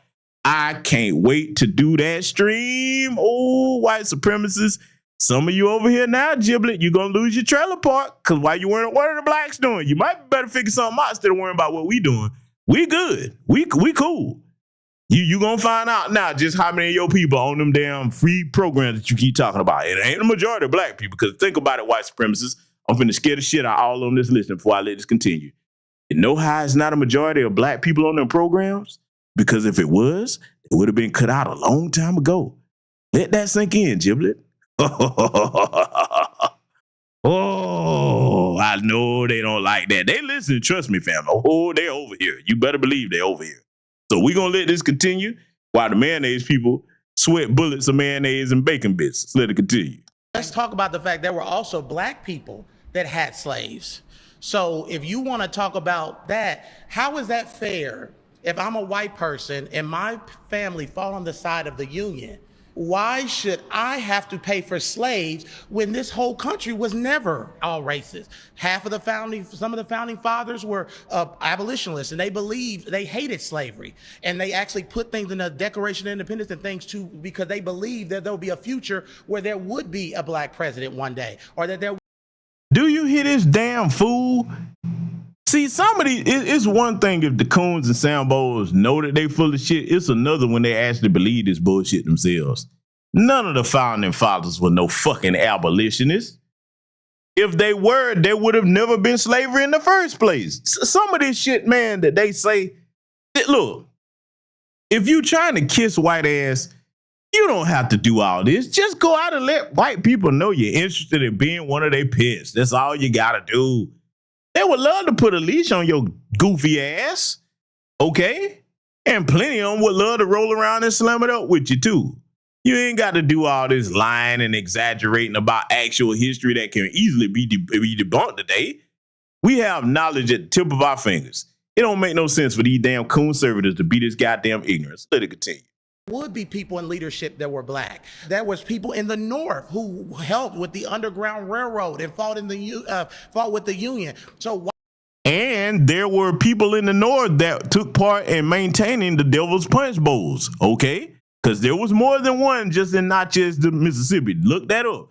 There were several Devil's Punch Bowls around this country that were ran by the Union Army, the Northerners, the so-called good guys. See, these idiots right here, a lot of them, either they don't know this history or they think that other people are stupid enough not to know this history.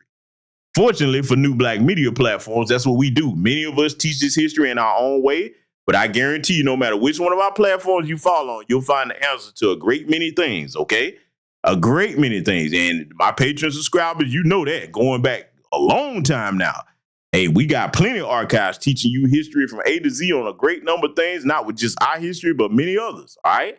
They think we don't actually know the truth about these things because, see, look, a lot of these Sambos right here, they see black American society through the white supremacist eyes in that they think we're big overgrown children. They think the only thing we worry about is smoking weed, running around like Smokey and Friday. They actually think that's our reality. They think most of us are like that. They think all we care about is sports, okay, drinking, getting high, partying, and being idiots. Now, is there a segment of our society like that? Sure, they are.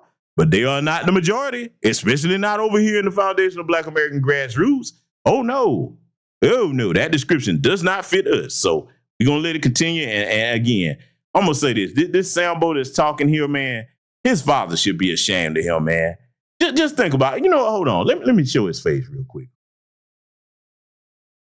Imagine if this was your child and you heard this punk ass talking like this. And by the way, a lot of people wouldn't say what I'm about to say. This Sambo right here was a 4th grade teacher and he lost his damn job behind his damn cooning. Behind this shit right here. Because see, all of them was so happy. Woo, we getting pressed. Oh, there was nothing like this when I was 18 and I was a Sambo. Oh, they was just tickled pink. They thought they did a great job on this. This punk ass right here just lost his damn job behind them damn Sambo interviews he got. You shouldn't be around nobody's goddamn kids. So I just had to take the time to share that with y'all, man, before we let this continue. These people are a goddamn disgrace, man. Let's let it continue.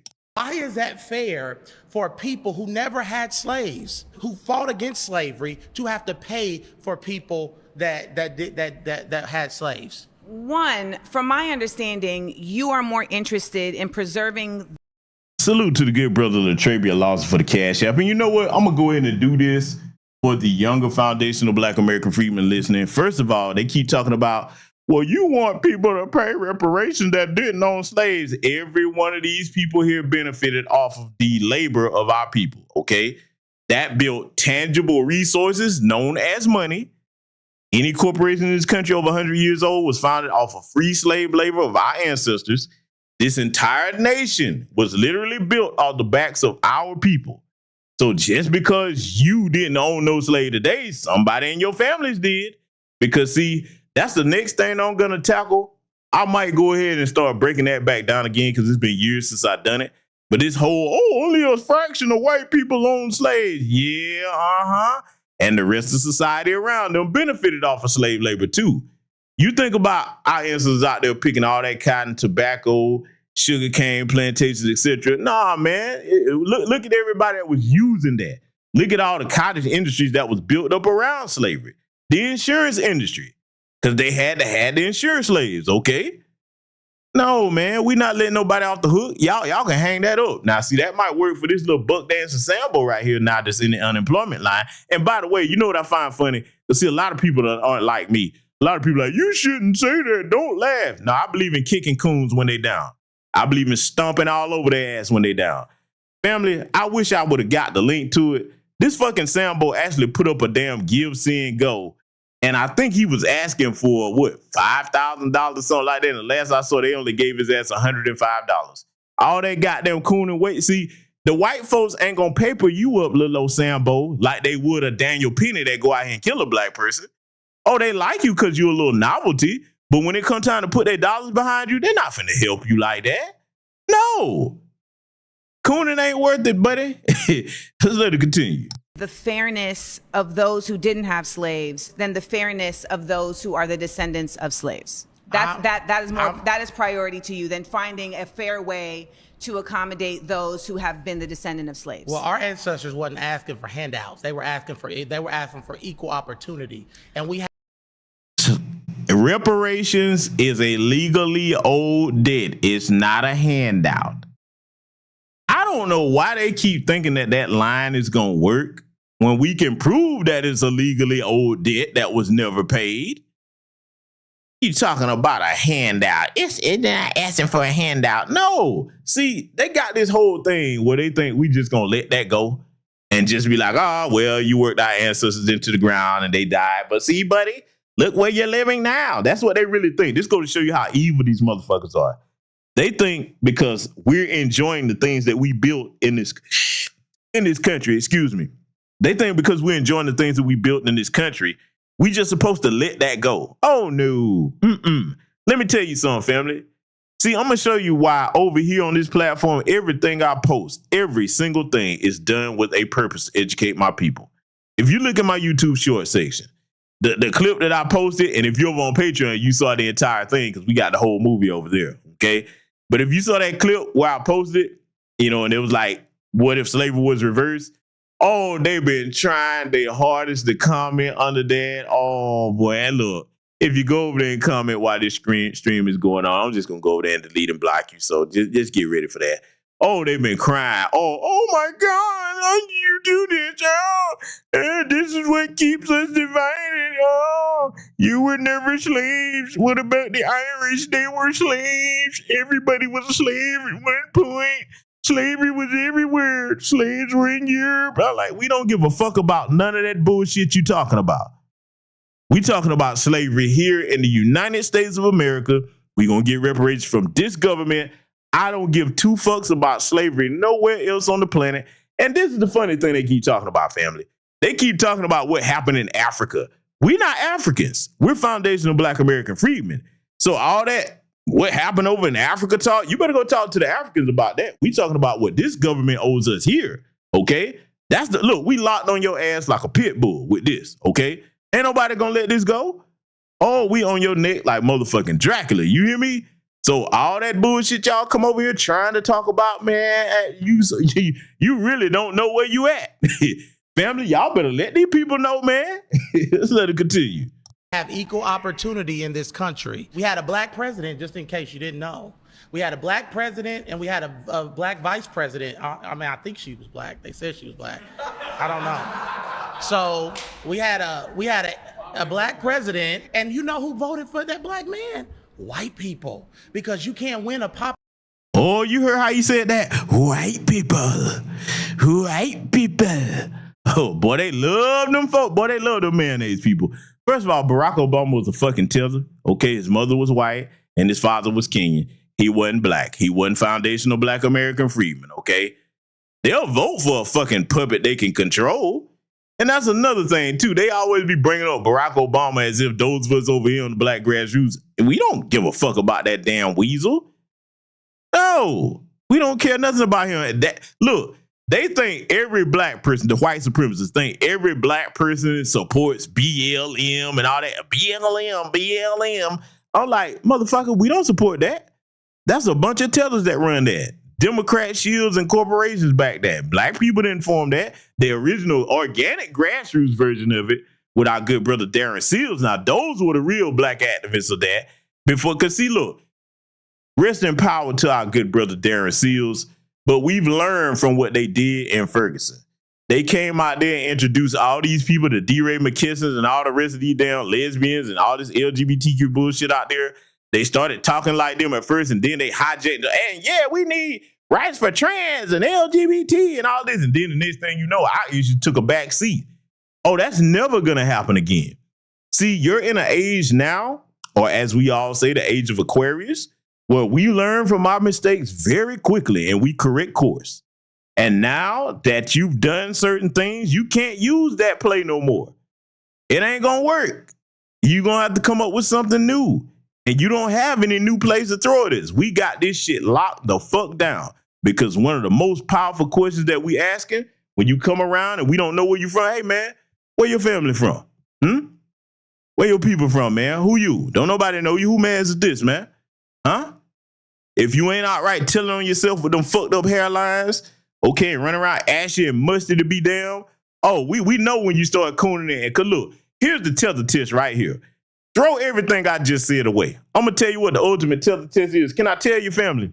Are you ready? Cause I'm finna be ignorant with this, but I promise you it works. You know what the tether test is? Let me tell you something. If you have a group of foundational Black Americans standing around, and let's just say there's a tether that kind of covered up that hairline with a hat or something, or actually when it got their hair done or that weave done where it ain't cricky and dusty to be damn and janky looking. Okay, and they actually wearing some shoes instead of them damn ancient Jesus walk sandals. Here's the acid test. Just watch how they act when a white person simply walk by. Cause see, you gotta understand, y'all think I be bullshitting. I've shown you on this channel how they worship them literally. They sit up dreaming about getting with a white man or white woman. In their countries, if they come back over there with a white wife or a white husband, that's considered a damn status symbol in some of these Caribbean African nations. I tell you what it is. I ain't making up no lies. We gonna shoot straight over here with this. So see, over here, we're accustomed to them. If a sister want to get Brad, she can get him. If a brother want to go get Becky, he can go get her. We ain't impressed by them people like that. If we standing somewhere and a white person walk by and one of them is a tether, they have this tether twitch. I promise you, family. They be like, hey, man, you good? Oh, I'm fine, nigga. Hold up, you good, though? What happened? When the white person walked by, you started twitching it and smiling like you was about to goddamn turn into a pessimist or something. Huh? Yeah, I'm telling you, man, y'all think I'm bullshitting. The next time you standing somewhere and it's a group of fucking tethers, watch how they start acting when white people even come by. Oh, don't let a white person hug them. Oh, it's over with then.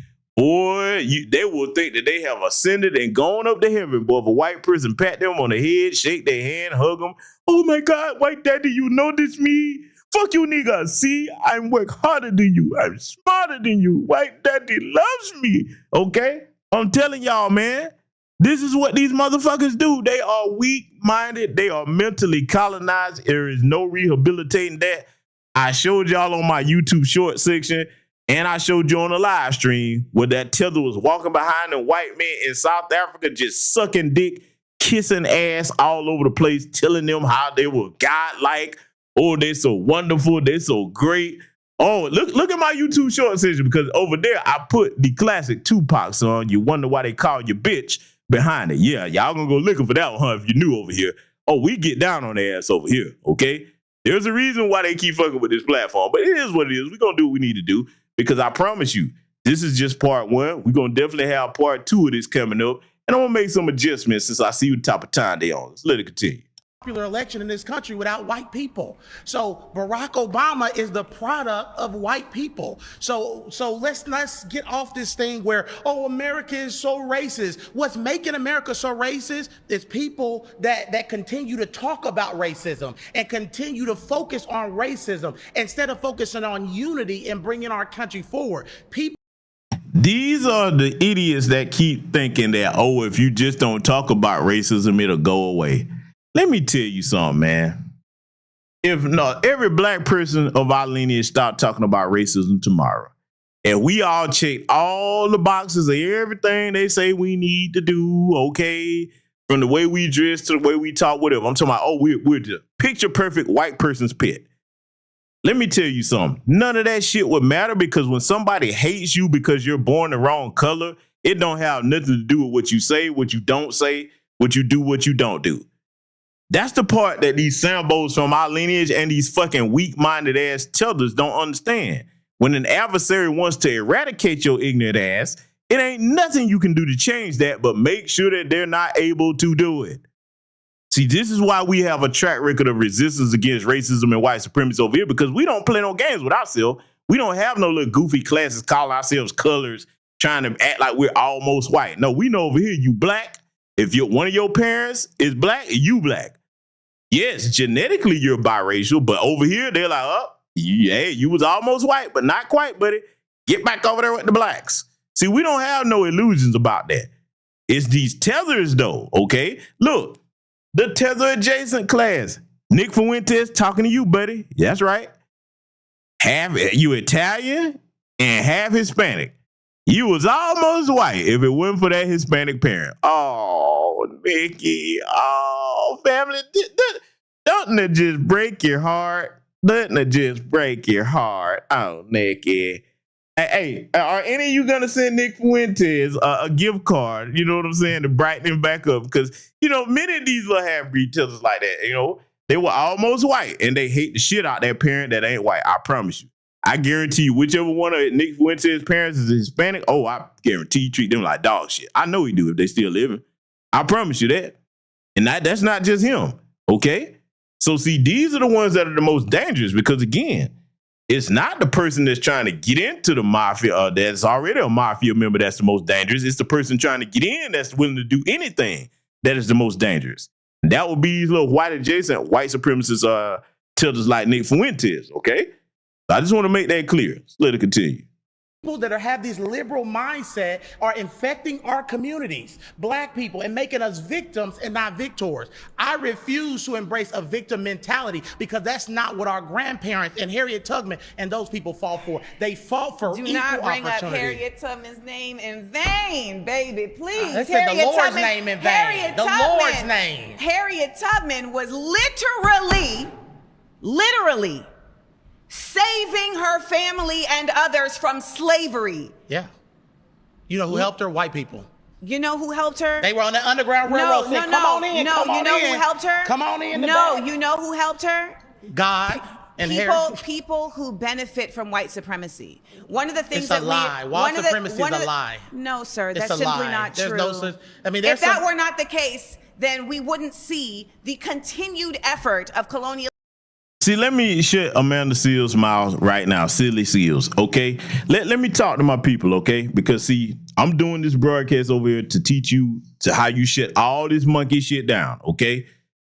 If you are faced with anybody, especially a young foundational Black American freedman person, and they're telling you, talking about, oh, there's no white supremacy, that's ended, that was a long time ago, here's the trump card question you always put down on their ass, okay? You ready? Ask them to name for you the date and time period that white supremacy came to an end. I'm going to say it again. Any idiot that talks like that, you ask them to give you the date and time period, okay, year and everything that white supremacy ended. Watch how they start stuttering, fumbling all over the damn place because it never ended, okay? It's ongoing right now. Today, we got too many instances to prove that it does, okay? Hell, our social media platforms, whether it's myself, Brother Tariq, whoever you want to name, man. Okay, I'll be here naming all night. Brothers and sisters over here with different platforms. All you got to do is look in our comment section, depending on what we're talking about, and you see your white supremacists right there. Right there. Okay? No, it is alive and well. You better believe that. So let it continue. And white people placing themselves in positions of power when they do not have the power. Because their culture, black culture is toxic. The black culture is toxic. We have produced a culture that is toxic. And let's get on the fact that there's no fathers in the black home. Let's talk about that. Stop. Hold up. No. See, you don't ever let them get away with this either, talking about, oh, black culture is toxic. Well, what the fuck do you call white culture where you got white shooters popping up every 5 minutes? And instead of dealing with adults, if you're going to do that, they go to schools and shoot up children, the so-called future of white people. Again, so much for them 14 words, but you want the National Guard out harassing black folks in D.C. Oh, boy, talk about people that tell you they got high IQs, huh? Again, this latest mass shooter went and targeted children, killed 2 of them, I think. Okay? Oh, man, just wait till I get on that on Patreon, because, again, I'm going to show you what other people probably ain't going to be able to show you. I'm going to show that over there on Patreon. We going to get down on that, okay, because we going to go all the way through that damn manifesto. You know, when they come out with them manifestos, you know I make it my business to get them, okay, because there's a lot to be learned from them. Oh, yeah, I got that and a whole lot more. So, like I said, might want to consider getting over to Patreon if you would like to see that. But see, let me tell you something, man. When it comes to him talking about black fathers not in the home. Okay, well, hell, they got white fathers in them homes, and look at what they raising. Little meth heads, drug and meth addicts and dealers. The majority of people that's dealing meth and using it, that's them white folks. Then you raising school shooters. And it's male and female now that's doing that, huh? That trend is rising. And they go straight after the young kids every single time. Looking over here, look, one thing you can say, goddamn it, I don't care, and I'm just using this term for familiarity's sake because I hate these damn terms. But if you want to look at the so-called Pookies and the Ray Rays, one thing you got to give Pookie and Ray Ray, they don't go to no school shooting at nobody. I don't care what you say. They be out in the streets, acting the fool, shooting at each other. Pookie and Ray Ray don't go to no goddamn school because they mad at somebody and air out the place and kill up a bunch of kids. Hold up. Let me ask my chat room, because maybe it's just me. The so-called Pookies and Ray Rays that white supremacists like to talk about, family, all across this country. I done seen y'all drop city and state. Let me know where you're from. Have y'all ever heard about any gangbangers going to schools and just shooting up kids for no reason? Talk to me. I want to know. Because maybe I might have it wrong. Maybe some of y'all can educate me if you know better. We open the correction over here. Have any of y'all ever known in my chat room, Pookie and Ray Ray, wherever you living at across this country, to say, you know what? I'm going to go over here to this elementary school and just shoot up a bunch of kids because I got an issue or problem.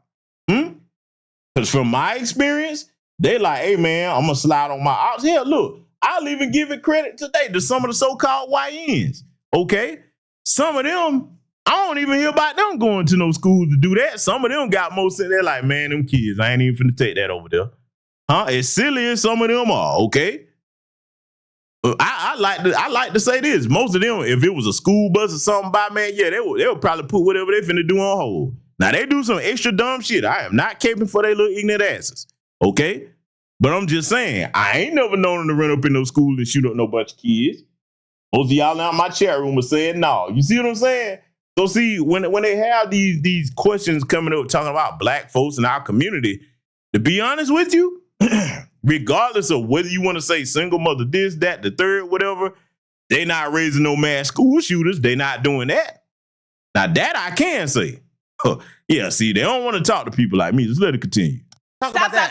Let's talk about that. None of this is gonna work if y'all are just gonna sit here and make up shit. It's not gonna work. No, a debate has to be in facts. You're you putting are off literally emotional liberalism I am right not now. putting off emotional liberalism. You're putting off unfounded lies That's what y'all based do. Y'all in start saying conservatism. misinformation. Remember they did the misinformation thing all summer where everything Look conservatives at this man. did. They said You're misinformation. carrying a chain around your neck of an apartheid nation that actively wants to harm black people and non-Jewish people. But let me bring it back. Let me bring it back. Selling black people in Africa. That was not happening in the context. Oh, there it is. There it is. Oh, the white supremacists have been trying to get that talking point off over here. Talking about, what about the blacks selling people in Africa? We not in Africa, buddy. This is our homeland over here, okay? You go talk to Africa about what they got going on. See, every time, look, the name of the game is to waste time, deflect, and run straw man arguments, okay? And this is what I want particularly our women to get understanding of, because I see a lot of sisters falling for this. When the white supremacists start bringing up these straw man talking points, these Sambos and Coons, again, if you want to debunk one or two of their talking points, cool, but just be like, listen, I'm not going to let you waste my time, because that's the name of the game, to get you frustrated, talking in circles about bullshit that they know is not true and that they think you don't know is not true, okay? See, what have I always told y'all about time on this platform? It's the most precious, non-renewable resource that any human being has. You do not waste time with people like that that's sitting up there obviously trolling in bad faith or whatever they're saying. You know what I might have to do again? You know what? I think I'm probably going to next stream or the next part of this that we cover, I'm going to pull back up those Karl Rove talking points. You know what I'm saying? Because a lot of people probably don't know who Karl Rove was. He was a Republican strategist. And I'm going to show you how, because really both sides have used it. The liberals have reverse engineered it. They have their version of it, okay? But I'm going to go back over those Karl Rove talking points where they teach them how to troll and what they was telling them to say so that a lot of y'all will recognize that. I've done it before, but it's been a while. I'm going to bring that back up next stream, Fact of Business. We'll do it at the beginning of the next stream, okay? But I'm just letting y'all know, man, don't invest no whole lot of time with these jackasses, man. We've already decided what we got to do, and we're not going to let them distract us and keep us from getting things accomplished. Let it continue. that you're saying. And they were selling Let's their own bring it people. back. Black people still sell Okay. their own people today too, by I don't the know way. if I'm gonna last. We're selling our own people today I don't know too. if I'm gonna You last. probably won't last with me. I won't, because your ignorance is so See, overwhelming. y'all, that's liberals. Y'all start name calling when y'all getting it's defeated not in an name argument. calling. You won't have an argument because you keep cutting me off. Oh, well, that's fine. If they don't let me come You back won't up, even. I made my you won't point. You didn't make your I point. made my point. You haven't And made I'm your okay point. with being And let me voted just out. tell you about your point. You started off saying, By the way, his employer made a point too to snatch that job from him and get on his employer. Get this asshole away from our kids. we believe in hard work. Yeah. And we believe in being compensated. Reparations is not, though. Reparations is not hard work. It's stealing. It's Robin Hood. You said you believe in hard work. Yes. And you believe in being compensated for hard work. Yes. Were slaves compensated for their work? They weren't compensated for their work. But why should people who are sitting at home playing video games, smoking marijuana, Are you sitting at be home giving playing a video game? checks? Are But you no, the sitting at people that home they- playing a video game? The people that they wanted Am I reparations sitting at home for- playing a video game? No. Let me tell you something. If somebody owe you some money, it don't matter what the fuck they do in their home. It's a legally owed debt. It doesn't. Look, let's go ahead and say it again for the white supremacists listening. What are the blacks doing? I'm about to tell you what the blacks are doing. Listen up. Let me tell you something. If I owe somebody money, okay, however much it is, and when it's time for me to pay it back, if I go to them and tell you, well, you know, I would give it to you, but you just gonna waste it. They got every right to go ahead and take me to court, or hell, hey, they might try to, know what I'm saying, get it on with a brother, okay? And they will be well within their rights, because see, if I owe somebody something, it's not my business what they gonna do with what I owe them. Nah, all this, what we gonna do with it now, that's none of your fucking business when you owe a debt. You don't worry about what nobody's gonna do with the money. They don't do this with no other ethnic group in this country when they owe them something. They just get the cutting checks. We've seen it. Hell, look, see, this go to show you how stupid white supremacists are. You'd rather sit here and give our tax dollars to illegal aliens rather than pay that debt or because that could have been a start on reparations right there. Never mind the COVID money. Let's just look at what you spent on these illegal aliens. That could have been a start to reparations right there. But nope, you so ignorant and stupid that you papered up people that are now being deported from this country, and many of them still have that money going up out of here. That at least if you pay reparations, that stays within the American economy with most of us. Only a few of us will probably leave here. The great majority is going to stay in our homeland. That's how stupid they are. And I'm talking to the ones listening to me too, okay? I know you're listening. Trust me, we know you're always here. You can't help yourself. Wherever black folks are discussing business amongst ourselves, they will be here. Trust me, okay? So I'm just saying, I'm just letting you know, and I'm talking about Democrat and Republican alike. Let's let it continue. No. The people And they I don't want know reparations I don't for. know who these people are that you're talking about, because the majority of the black community is not sitting at home playing video games. majority of the black Where are you community is getting doing a that lot of statistic? things. Where are you A lot getting of that things is not statistic? right. Pause. You've been voted out by the majority. Please return to your seat. I knew I was going to be surrounded by ignorance, but damn, let's go.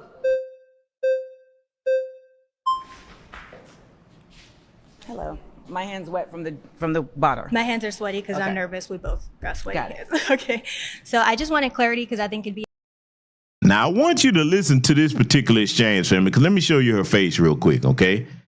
Look at this one right here, okay? Now, I want you to take a good look at this Kita, whatever the fuck her name is. She's another one of Sam Betts, okay? She's about to get into an exchange with Amanda Seals here that's going to be very interesting, all right? So I want to play this portion right here. Like I said, I'm going to stop it where need be, you know what I'm saying, to challenge a couple of things that they're going to be saying here. Let it continue. helpful. You said radical. I wanted just clarity on that. And then also with the reparations, you said it's not just money, it's other things. I just want to know, like, what do you see as like the grand picture of what would help? The grand picture of what would help? Of what? reparations, like what does that look like to you? Oh, great. Cash payments, bitch. That's what it looks like. Reparations, what reparations looks like to me is a combination of reparations and remunerations. And reparations are about repair for damage. That's another thing I don't want y'all to fall into when you hear these different people trying to play fast and loose and play semantics with reparations, remunerations, repair, or what's the other word they use? They use a whole bunch of different words. We're like, no, we don't care what you're talking about on the side. Reparations, cash payments. That's it. We ain't playing games with all these different other words. We are not, look, we cutting the bullshit, okay? See, a lot of people don't like the way I talk because I'm no nonsense about things. I don't believe in wasting time. I'm like, look, move that bullshit over there. This is what it's going to be, okay? If you don't learn nothing else from this platform, you're my lineage, you're going to learn this, the word declaration. When you make a declaration, it is not up for debate, okay? I want y'all to ingrain that into your spirit. When you make a declaration about something, it is not up for debate. Let's let it continue. That have been caused based on harm. Remunerations is a monetary response to work that has not been paid for. So if you come and paint my house and I don't pay you, you can take me to court and get remunerations for the work that you have done. So we're actually owed both in this nation as Black people. And there are incredibly just clear-cut records that show the buying and selling and purchasing of slaves, the work that was done, also the intellectual property that was stolen from slaves, right? Because there was so much inventing that was happening. And there is also quite a bit of other reparations that are being discussed as it relates to property being stolen, as it relates to, again, redlining and the inability for Black people to get loans, etc. And these impediments being solely based on their race. As far as like discrimination. Yes, like they're being solely based on their race, that not being about anything other than you're Black, so you can't, right? And so when it's very clear cut like that, there are very distinctive responses to that can be done through a cash payment, as well as through measures that are being done to create funds for creating resources and responses like housing, like access to food, access to education, etc., that certain communities have not had access to because of the fallout from these things. And I just had a quick question for clarifying. With the funds, I'm wondering, where do you think those should come from? Like the actual money, like is that we're raising money? Is it taxes? Like what does that look like? Well, I think. See, let me tell you something. This is what I can't stand about these coonservatives. Hold on, let me put this bitch picture back. Yes, I said bitch. Did he say bitch? Yes, I did. I call bitches bitches, okay? Let me show you something, right? Family, they keep talking about they don't know where the money's gonna come from. Oh, but they tell everybody else, oh, we're so smart, we're the educated and Black community and all this other stuff. No. Where it's gonna come from is this website that I'm putting right back in here, okay? See, how is it they don't know about this that I'm showing y'all right here? How is it they don't know if they claim they're all America first, because you know they parrot whatever white people say.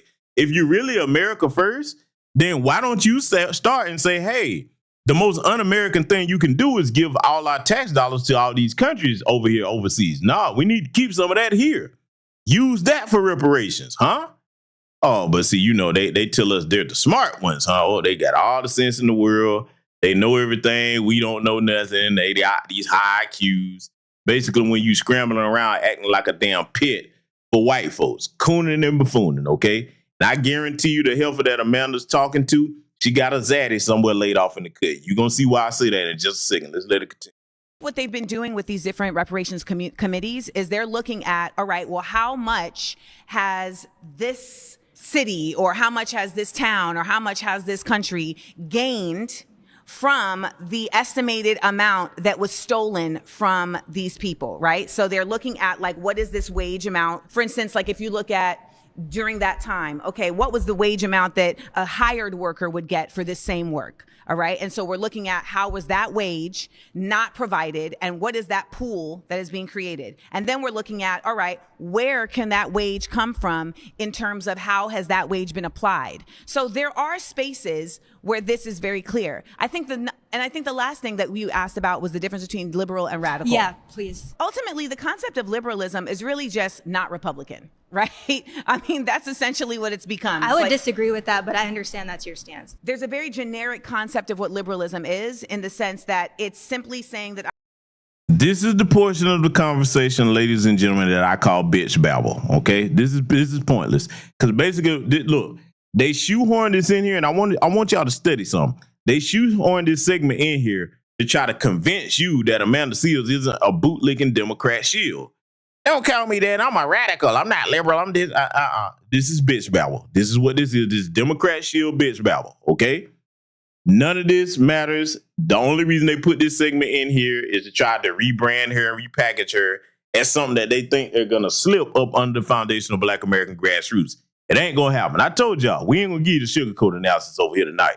I am a part of the bipartisan mind frame, but I am not a Republican. It's a mindset. It doesn't always show up in action, but it's a mindset that says, I don't support extremes in certain ways, or, I want the government to show up in certain ways. I know there's a conservative point of view. And I'm going to add something else to it, okay? How you going to know I'm right about this? And y'all can take her to task yourself if she's on social media where you can find her, okay? And I'm pretty sure she is. She ain't going to call out Roland Martin for all that Democrat shilling she doing, because them are buddies, okay? She ain't gonna call out none of the Democrat shills who we stay on their motherfucking neck. You know why? Those are her pals. She ain't gonna really go at the Democrat Party because she still, look, mark my words, you gonna see it before the year is out. She gonna look, when the midterms come up, all right, she gonna go hard in the paint trying to tell black people to vote for the Democrats. Watch what I tell you. I know what I'm talking about, okay? She ain't gonna be holding the Democrats' feet to the fire. That's how you gonna know they sent this bitch out here like that. See, boy, they really are out of tricks, family. It's getting desperate and sloppy at this point. Let's let it continue.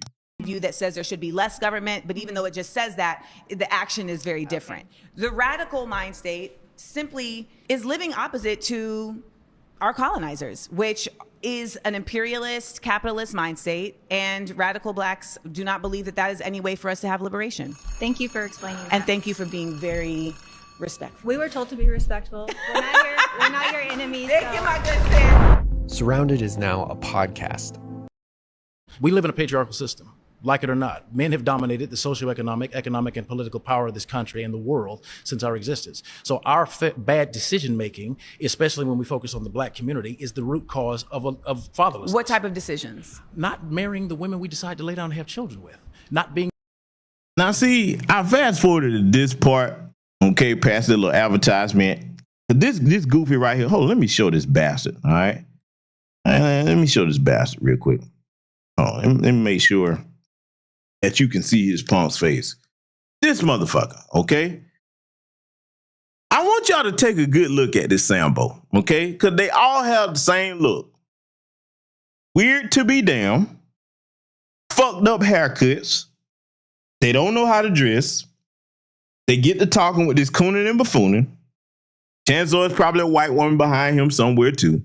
But he's talking about the black community as if there's none of us know our fathers. None of us came up in a household with our fathers. I damn sure came up in a 2-parent household. Now, we understand that not everybody in our community did, but all this we and us talk. And look, let's talk about the communities, the families, the people that grew up in households that didn't have 2 parents in them.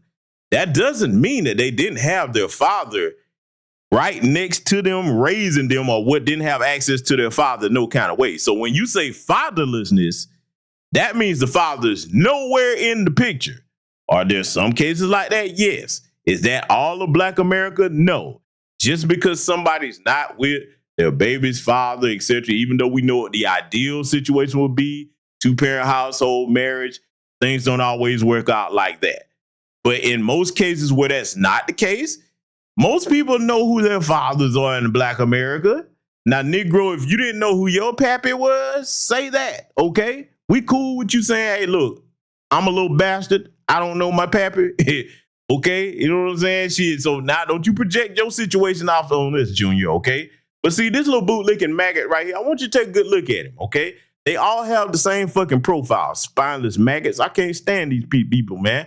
They don't have no integrity whatsoever to sit up here talking about we and us and all this. And they always talking about us when we talking about the situation of our family structure. Hell, the people who asses you kissing, you gonna tell. Look, this is what I want to say before I let this asshole continue. Hold on, let me take this picture. I want you to see him while I say this. Let me tell you something. This jackass right here, and anybody like him, when they get to talking about our situation with our families, as if white folks' family structure is something to look up to, ask them and say, is that what we supposed to be following? So we can raise little mass school shooters and fentanyl heads, huh? People that sitting up here committing incest with each other, huh? Is that what we supposed to be doing? That's supposed to be the standard. Because see, anytime that they get to talking like that, that's exactly who they looking to as a standard. As if white conduct is what we supposed to be striving for. Hell, white folks don't even have white conduct. That's why they fight so goddamn hard about Cracker Barrel logos being changed and fictional characters being changed or another color or whatever, which I don't agree with, honestly. But they cry over fictional shit. They don't have any real history to be proud of. They don't have any real heroes that's not degenerates. And boy, you can't make this stuff up. Let's let this soundboard continue. The socioeconomic, economic, and political power of this country and the world since our existence. So our bad decision making, especially when we focus on the black community, is the root cause of fatherlessness. What type of decisions? Not marrying the women we decide to lay down and have children with. Not being careful with the seeds that we plant in women. No woman can get pregnant without a man planting his seed inside of her. So therefore, so it's marriage. Well, that's a part of it. That's marriage is a part of it. Okay. But the true piece that I'm looking at is connectedness between familial units. The black community was at its economically strongest while being at its poorest during the segregation era. Prior to 1968, Dr. Martin Luther King in his last speech said that we have an annual income of more than $30 billion a year, which is more than all of the Oh, I hate when they start cherry picking Dr. King like their white supremacist masters told them to do. Listen, boy, if you gonna quote Dr. King, talk about when he was coming to get our reparations. Talk about that one. You know they don't like talking about that. I played that many times over here on this channel for y'all. Okay? They don't like talking about what Dr. King said about we coming to get our check, huh? You can quote everything except for that, huh, little sample. Boy, these bastards ain't worth two dead flies. Boy, I would be ashamed to be a father to a son like this. exports of Canada and more than all of the exports of the United States and more than the national budget of Canada. That was when we were economically at our poorest. Yet 85% of our black children were growing up with a father in the home. There was less black on black crime. There was less disenfranchisement. Why was there less black on black crime? Because we needed to live together. We had to stick by each other. We had to stick What by was each there other. also less of? I'm not sure where you're leading. That's a leading question. I don't like those. You don't like this? I don't like leading questions, no.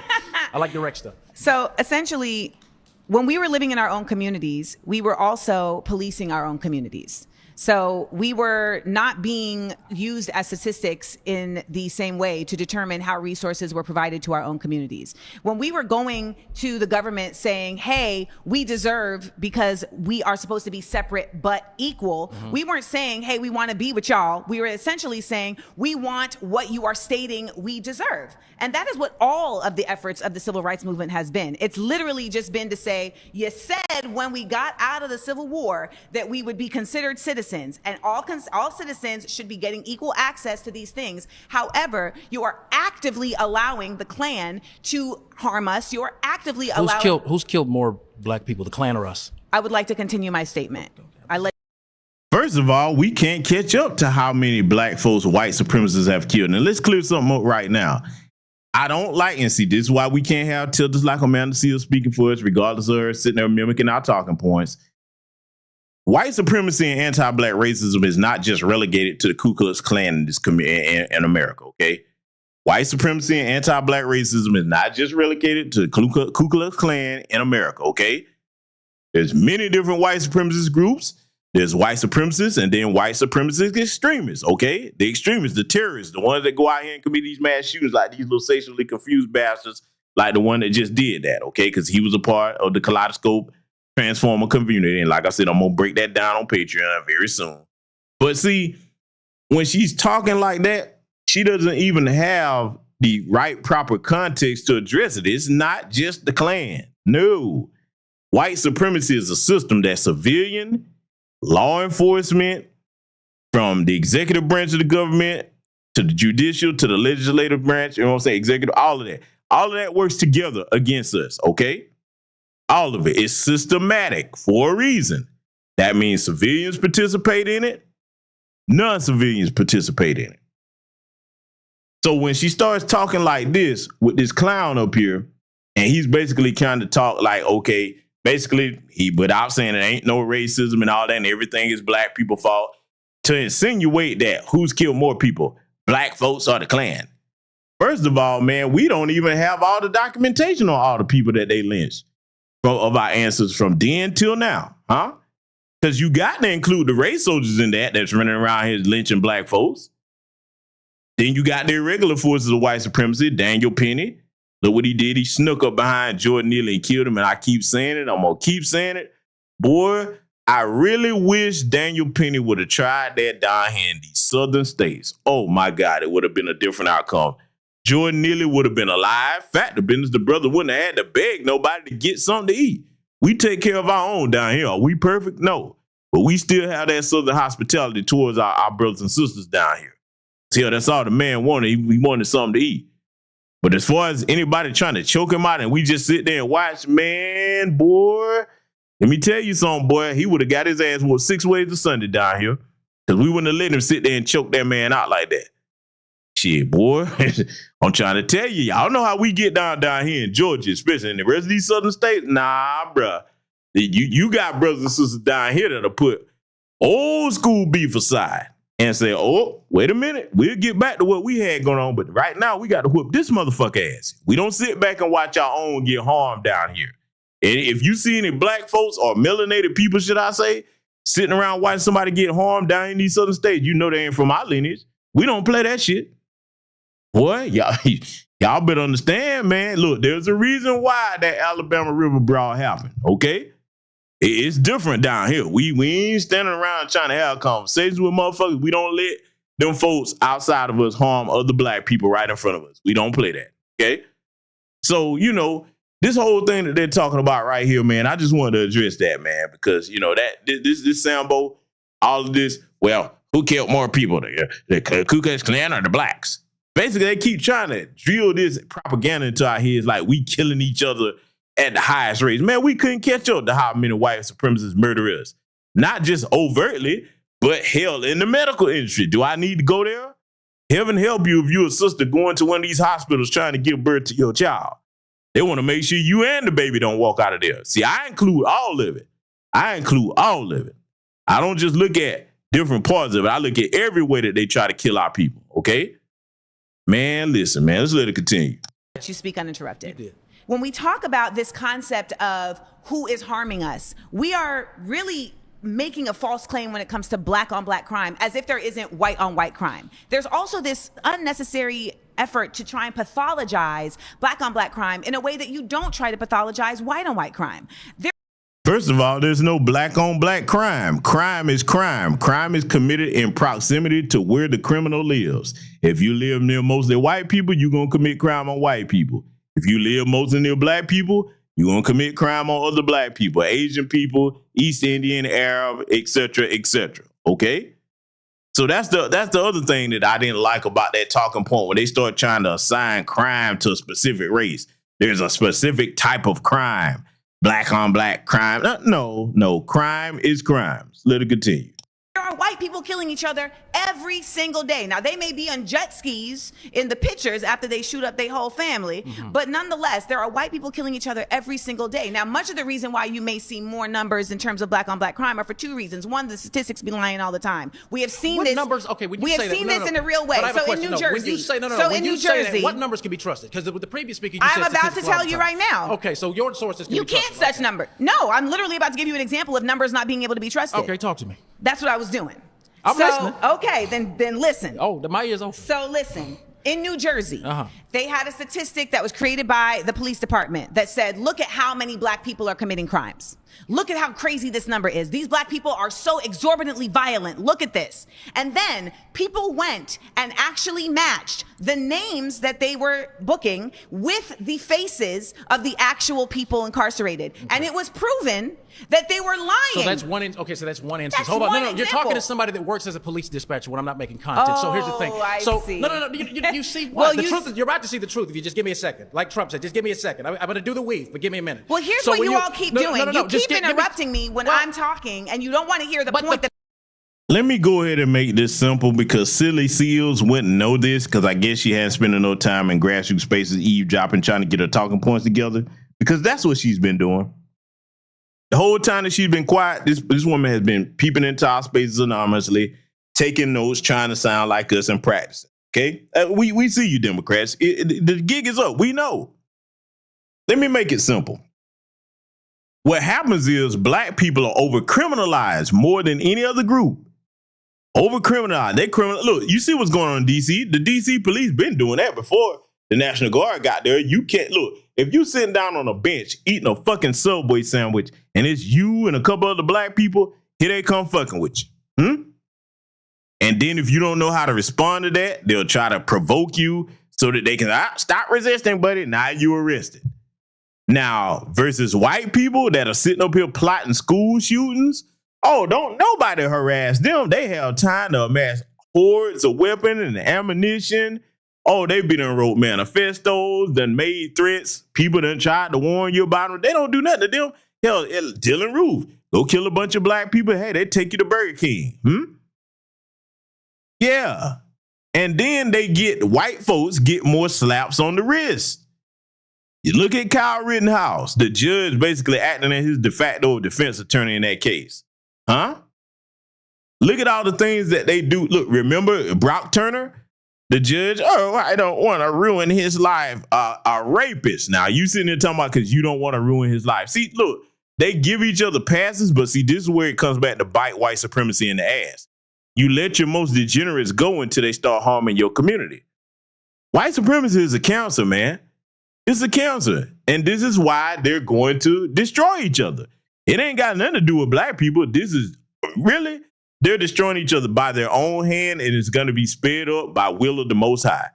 Because everything that you've done to foundational black American here in this country, God's children, you're going to be receiving judgment and punishment for that. You can already see it. Look at all this stuff that's happening to these people, man. They running around here panicking left and right. And I'll keep telling you, wait till that big, beautiful bill come online. Oh, get your thimbles ready. If you like me, I'm going to be collecting alabaster tears. I'm collecting them. Oh, I am. I'm collecting. I'm like, oh, don't you dare cry before I put my thimble up under your eyes. Oh, boy, because I'm going to enjoy that. Let's let it continue. I'm going to make.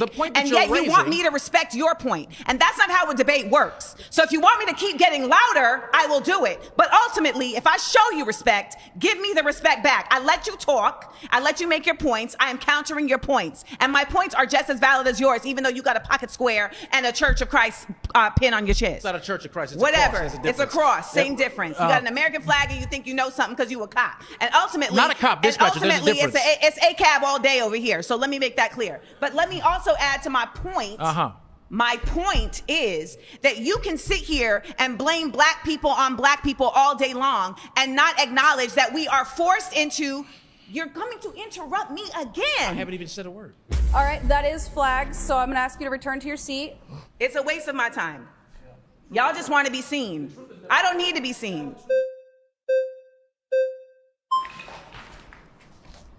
Hello. How are you? I'm Yes, Jasmine, the pretty Lady. Say less outfit. Okay. Okay, so I'm about to show y'all who she's about to be up against next. I want y'all to get a picture of this, okay? I want you to check this chick out right here, okay? Now it's about to get a bit testy, okay? Oh, yeah, because this heifer right here, she's about to really get under Amanda's skin, and she's about to start arguing back and forth. Now, see, let me tell you what I want the sisters to learn from this particular exchange, okay? Let me talk to my foundational Black American Freedmen sisters and my own code non-LBA sisters, okay? Because we don't mind if you're over in you non-LBA and you on code. Let me talk to the sisters about something. I'm not picking on y'all, okay? So if you knew, like, oh my God, he sounds like a chauvinist. Nah, get out your feelings. Put your big girl panties on. I'm giving you some instructions that you'll be able to use no matter where you are in discourse. Let me talk to my sisters. Most of my sisters already know this, especially if you are my age and older. But one thing about it, you want to be at your most powerful as a woman in a conversation, in discourse, stay calm at all times. Stay calm at all times. It's one thing to be passionate, but there's a time to stay calm, okay? And make sure that when you're dealing with an opponent, you're listening very carefully to be able to rebut them. If you're going to do these types of so-called debates, all right, do not trade emotion for emotion because, see, that's where they trick a lot of women at to get you off your square, get you emotionally riled up, and then before you know it, you lose the main point that you was trying to make, okay? So I'm going to show you where they finna go with this. This is the wrong way to do it if you're a woman. No, you have more poison there. Let me tell you what makes it easier for you, okay? What makes it easier for you if you know exactly what you're talking about and you're not going to get distracted by their trolling and their talking points. And always look out for them trying to create straw man arguments to really get up on your skin. Because that's what they often do, these coonservatives. Again, like I said, the next part of this I do, I'm going to go over those car road talking points for y'all so that y'all will know those tactics again. Because like I said, it's been a while since I've done it. Probably about a year or two or so since I've done that. But I'm going to go back over those so that y'all be familiar with that. So I want y'all to listen to this exchange they're about to have here. Check this out. So this is my thing. I think the premise of your question was black on black crime. So I think I'm coming from a place, and I guess my issue is having had my biological father murdered by a black man, having had my cousin shot in the head by a black man. We can talk numbers and statistics and what the people are doing and what the white man is doing and all that. But at the end of the day, I see when my family lives on the south side of Chicago, and I think you and I both can attest to this, and I'm not saying that there are not other factors, but we know that we kill each other at a disproportionate rate than any other race. Now, no, we don't. No, we do not. No, we do not. Just because you say that does not mean that's true. And see, first of all, let me tell you something I find despicable about what this lady just did here, okay? She's taking an anecdotal experience, her personal family experience, if it's to be believed, because see, when you're dishonest like this and you start lying, talking about we kill each other at a higher disproportionate rate than anybody, that's a bold-faced fucking lie, okay? Just because it could have happened to her family, because when you start lying, I'm not inclined to believe you. Even if that did happen, all black people aren't running around here killing people like that. We don't like criminals no more than anybody else do. Back to business, that's another thing when it comes into all this so-called black on black crime. Most of that happens if some knucklehead is trying to do something to another black person and you have to defend yourself and your family. They don't really like to talk about that part of it, huh? Because I'm going to tell you right now, I tell people this all the time. Practice your Second Amendment rights. Make sure you have some type of self-defense around your home. Because even if you do call the police don't just magically teleport and show up just because you call them. You got to have a way to defend yourself and your family until they get there, okay? So I'm just saying, man, a lot of them they talk from a place of white ass kissery, okay? I'm going to call it that, because they're trying to suck up the white people, and they don't stop to think about how stupid what they're saying is, because they know they full of shit. But if they just stop to say, wait a minute, if I'm going to coon and use an argument, I at least need to make it believable. Let me tell you something. I'll give ABL credit. Yeah, ABL, I'm going to give you a little peanut ass, head ass some credit. ABL will at least try to make his cooning somewhat logical. You know what I'm saying? He tries not to be so outlandish with the stupid shit, okay? He at least try to say, okay, I'm going to give you something to rebuttal what you're talking about with, and you'll be like, okay, yeah, I see where he coming from, even though you still on some bullshit. At least he try to make his bullshit believable. That's what I'm saying. This heifer right here, no, we do not kill each other at a higher disproportionate rate than other people do. No, we don't. That's this whole trope that really goes back to Birth of a Nation by D.W. Griffith, that we just these wild savages running around killing everybody. If it was that way, man, we would have wiped each other out. Think about what they be saying, family. They're talking about we just kill each other, these violent high rates. That means that anytime you go out your door, it's a black person charging towards you, huh? I don't know how many of y'all familiar with that game series Borderlands, that old game. You think about it, the psycho character on that game, for those of you that know about that's how they act like black people are. We just charging each other, time like some wild, slobbering, demonic beasts, and we just can't wait to kill somebody. As soon as you come through, kill, kill, kill. Man, nobody will be around black people if that's how we really were. Let's let this asshole continue.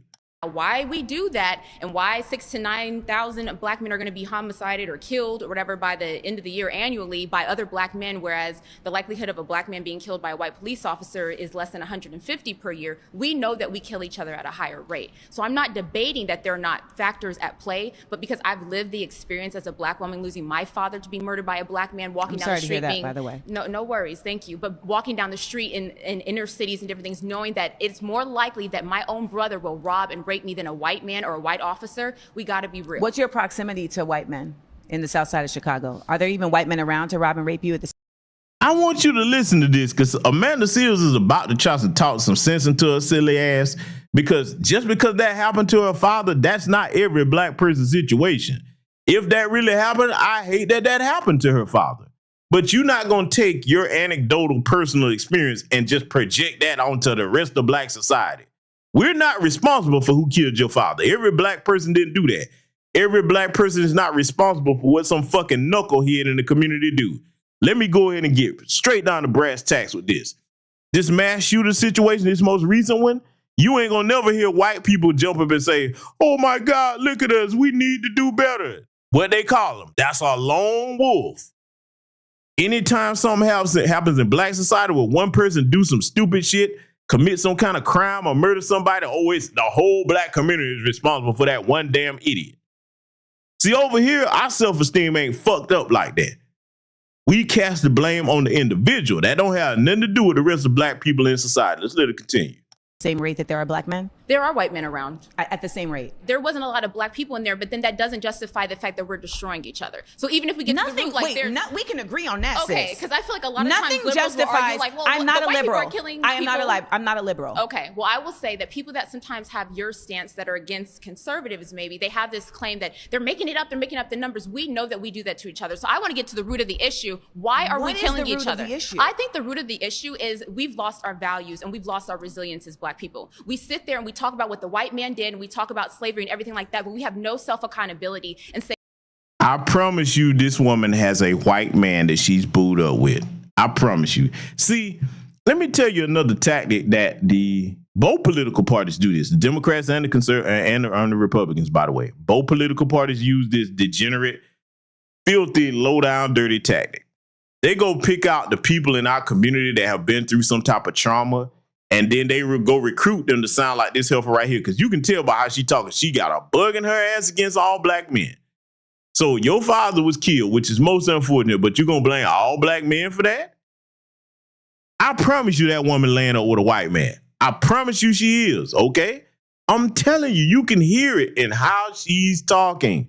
Talking about, oh, you think that black men are more likely to do something? Look, you must not look at the damn FBI crime statistics when it comes to Zaddy and all these sexual crimes against their own children and women. Talking about how much safer you would be around them than us? Really?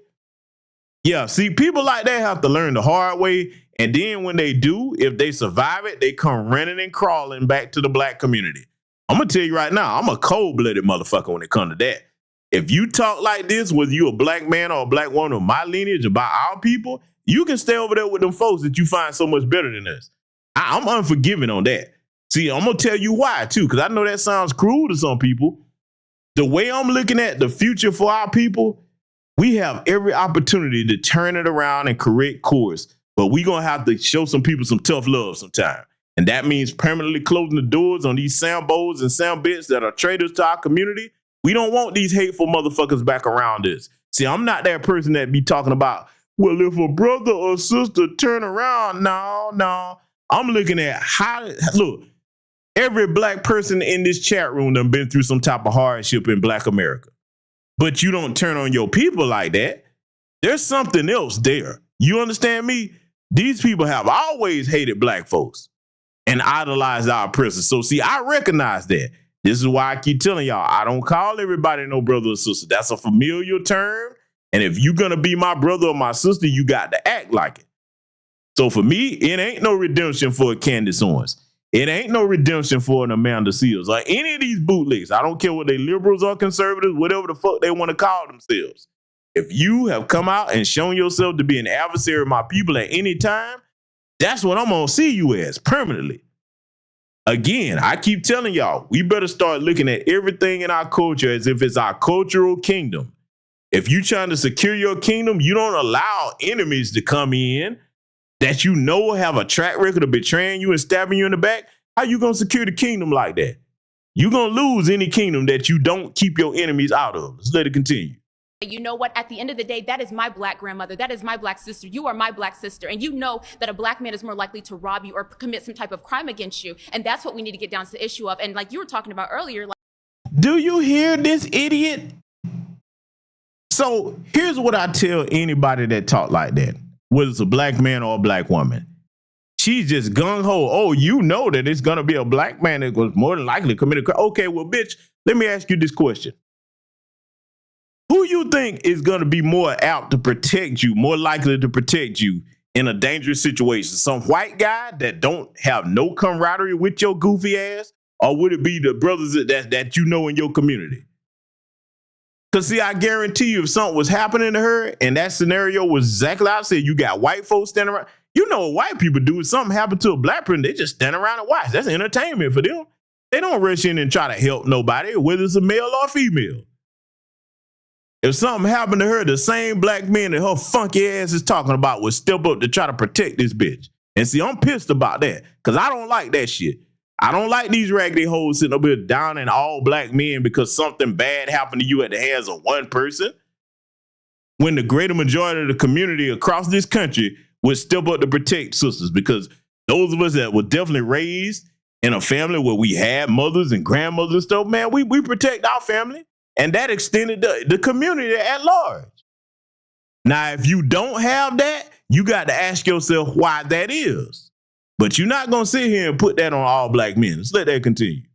Like, hey, well, what's going on? You know, what do you think the answer is to one of the brothers that were speaking? I think it's the breakdown of the family. I think, like he said, because of our poor choices, and what happens is we look at domestic violence, for example. When domestic violence, women or men are even attacked, what is the first thing we say? It's like, you know what? It's not your what? It's not your fault. So that's what we do. We hold on to this narrative that, well, it's not our fault, and the issues in our community are not our fault, and the white man needs to give us something. The old white lady down the street is looking at me, and I don't know why she got braids in her hair. And we focus on all these other stupid things that don't matter. We don't get to the root of the fact that we're killing each other at a higher rate than any other race. It is self-hatred amongst us. I believe that we can do that, my cousin, my mom's cousin, Let me tell you where one thing that debunks everything this goofy bitch is saying about this, we kill each other at higher rates.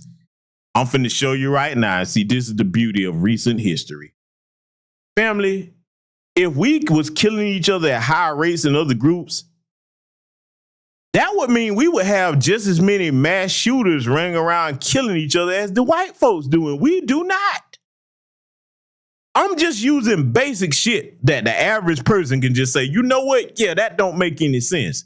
You go back and look at all these white mass shooters and look, the Stephen Paddock incident over there in Las Vegas. When the last time you seen a black person go post up in some hotel at some black function and just start spraying down the crowd trying to kill as many black people as possible? That's just one incident. They've had multiple incidents like this for decades. You see what I'm saying? Yet we kill each other at higher rates than them or anybody else. Bitch, are you retarded? She clearly is. This is a goofy bed wench right here, and I would be giving the same smoke to a goofy bed bug that was talking this way. See, I got to give praise and props to where it's due. There have been many brothers and sisters over the years that have called these funky bed wenches and bed bugs out.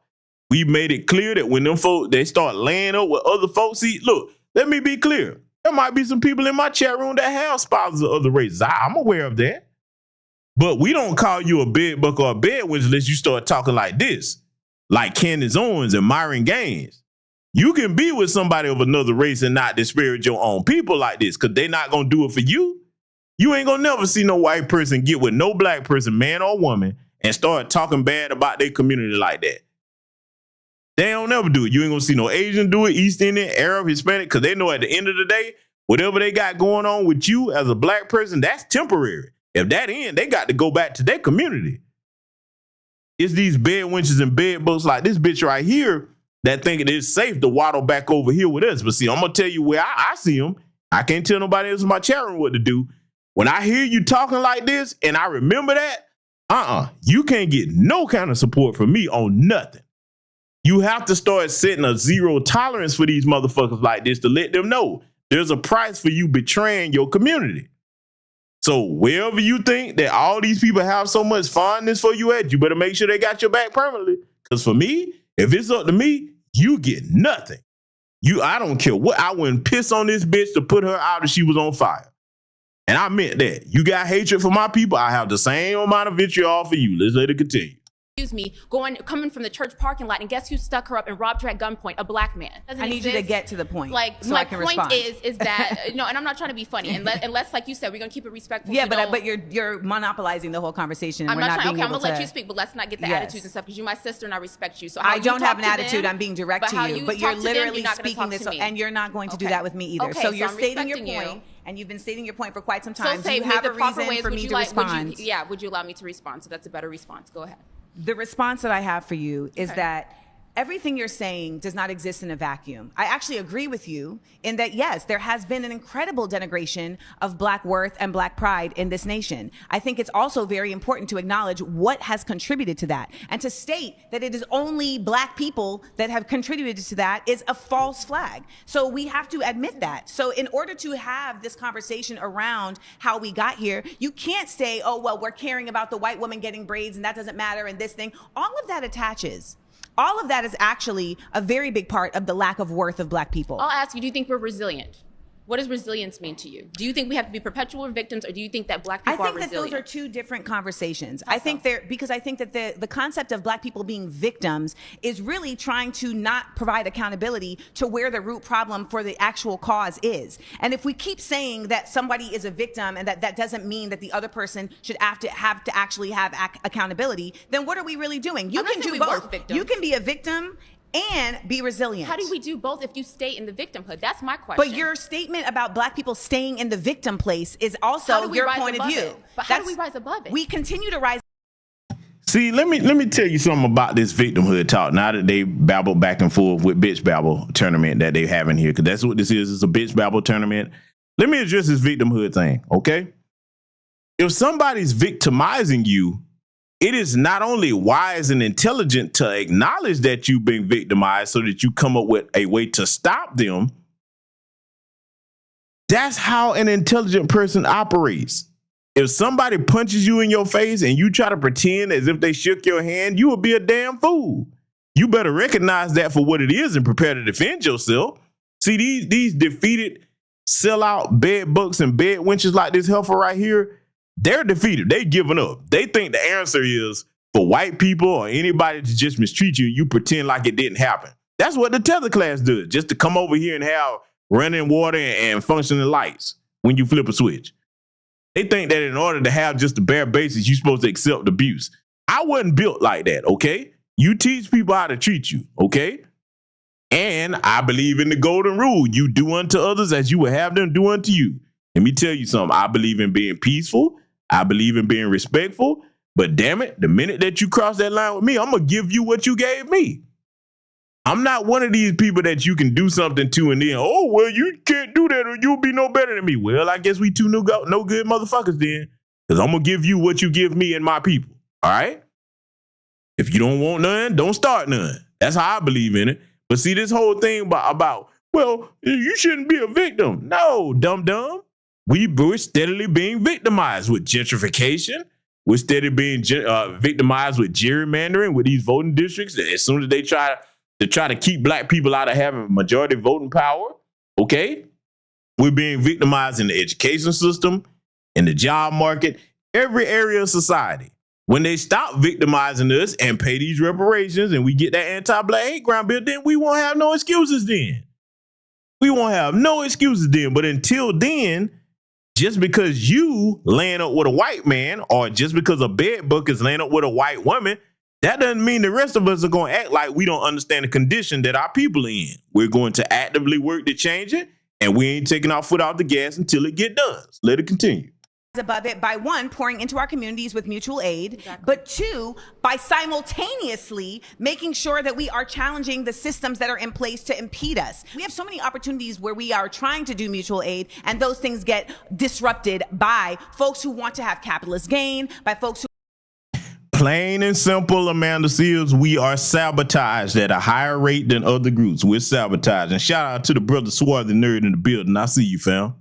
Want privatization. We used to have all these mom and pop businesses in our communities. There's over 3 million Black millionaires in America right now. You are an intelligent Black woman that is successful. That's irrelevant. No one's stopping me from doing anything. I'm an intelligent Black woman that graduated and is successful. Many efforts have tried to stop me from doing what I see. This is where Amanda Seals got threw off her game at, all right, because she got into the emotional bitch babble portion of that squabble and exchange right there. Well, she should have told this bed wench right here, because I know that's what she is. I can smell the spirit on her, and you can see how she's acting. Let me take this down so you can see her face. Hold on. Let me tell you what Amanda Seals should have told this heifer right here. Oh, yeah, y'all can tell, right? Huh? A lot of y'all probably like, ooh, look, before I give you what the shutdown or rebuttal from Amanda Seals should have been, I want you to look at this dried up bed wench over here. See, when you get with Zaddy, and I'm talking about Black women and Black men, they suck the spirit out you. You better understand that the movie Sinners, that is an accurate depiction. That villain character, Remick, the vampire, they suck the spirit out you. There's so many of them. I want you to think about the bed bugs and bed wenches that you know. Just look at them. You know, our skin has a very vibrant complexion to it. This bitch look like something been feeding on her. She look ashy and dried up. That hair look dried up, everything about her spirit, you can tell it's emanating off her. It's coming out of her mouth. All that hatred coming out for your own people, huh? I'm saying black men and black women alike, y'all can see it. I know I ain't the only one, right? But see what Amanda Shields should have told her and said, okay, you say nobody's stopping you from doing things. Bitch, you not on the same level of economics or success as a white woman in America. That's what I would have told her funky ass and watch her start stuttering and stammering.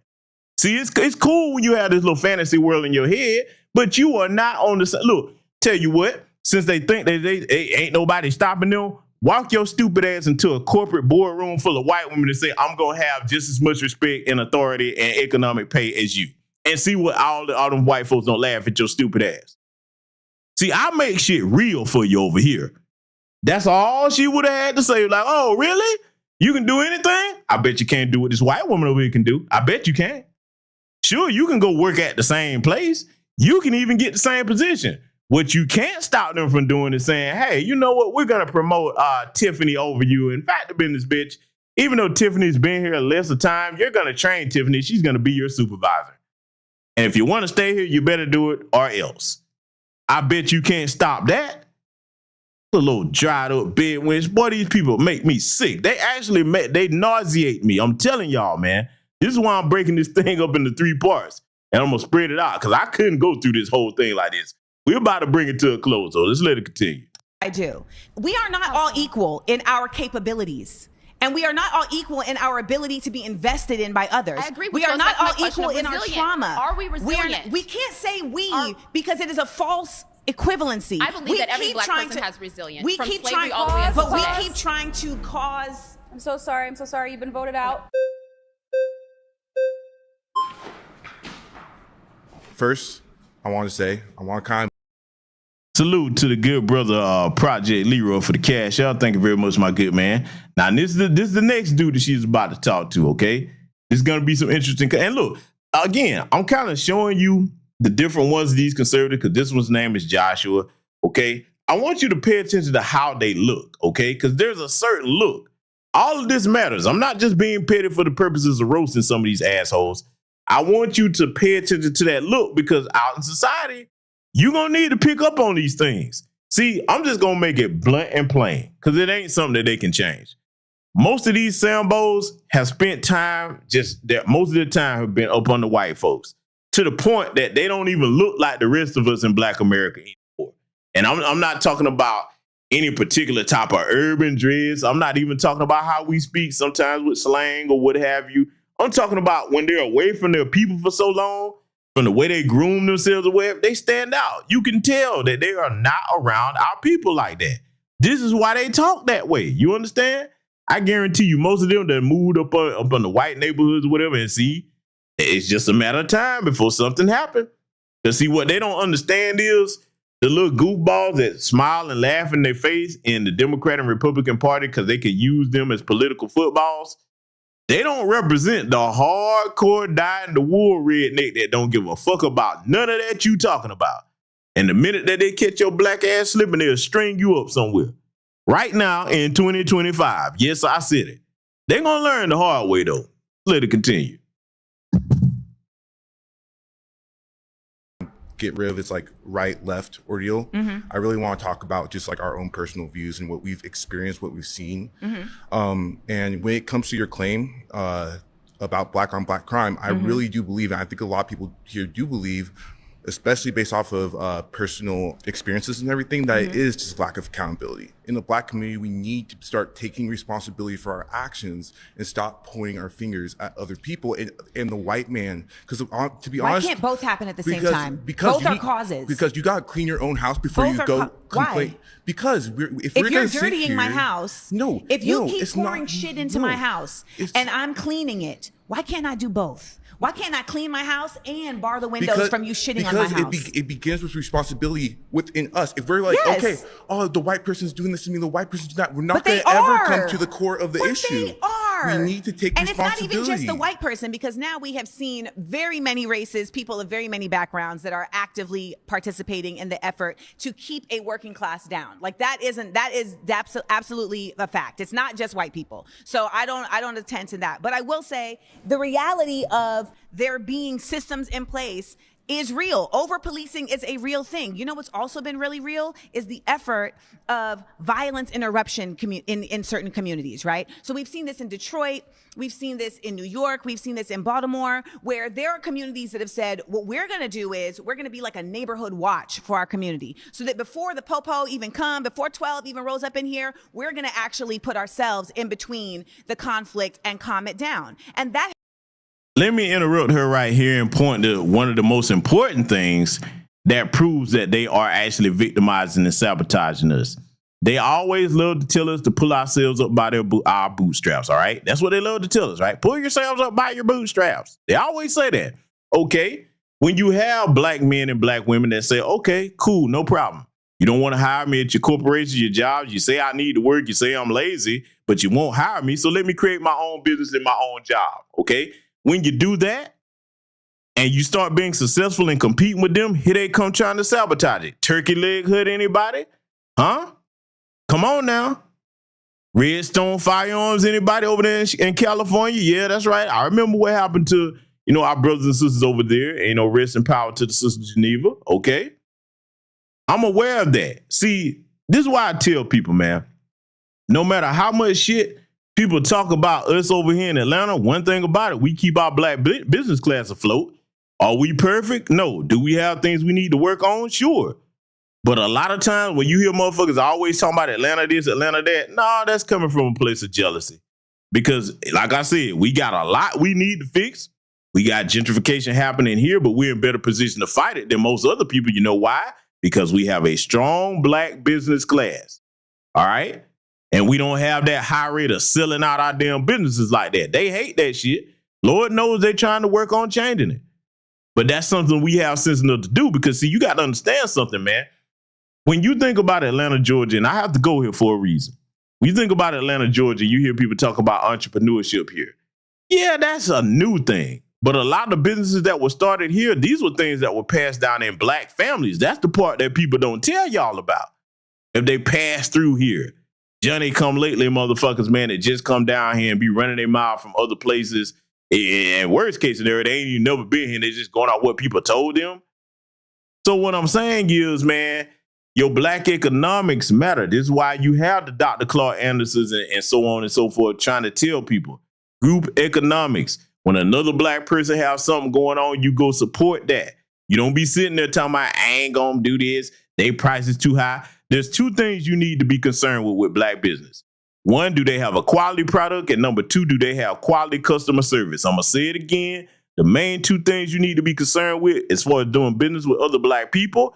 One, do they have quality product? And two, do they have good customer service? If they got them two things, for me, I don't care what it is. I'm going to pay the price. You understand?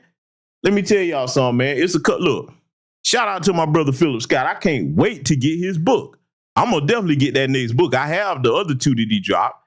I'm gonna get that next one because this one is a hardcover. The other two he produced, it wasn't hardcover. And I love to get that hardcover style book.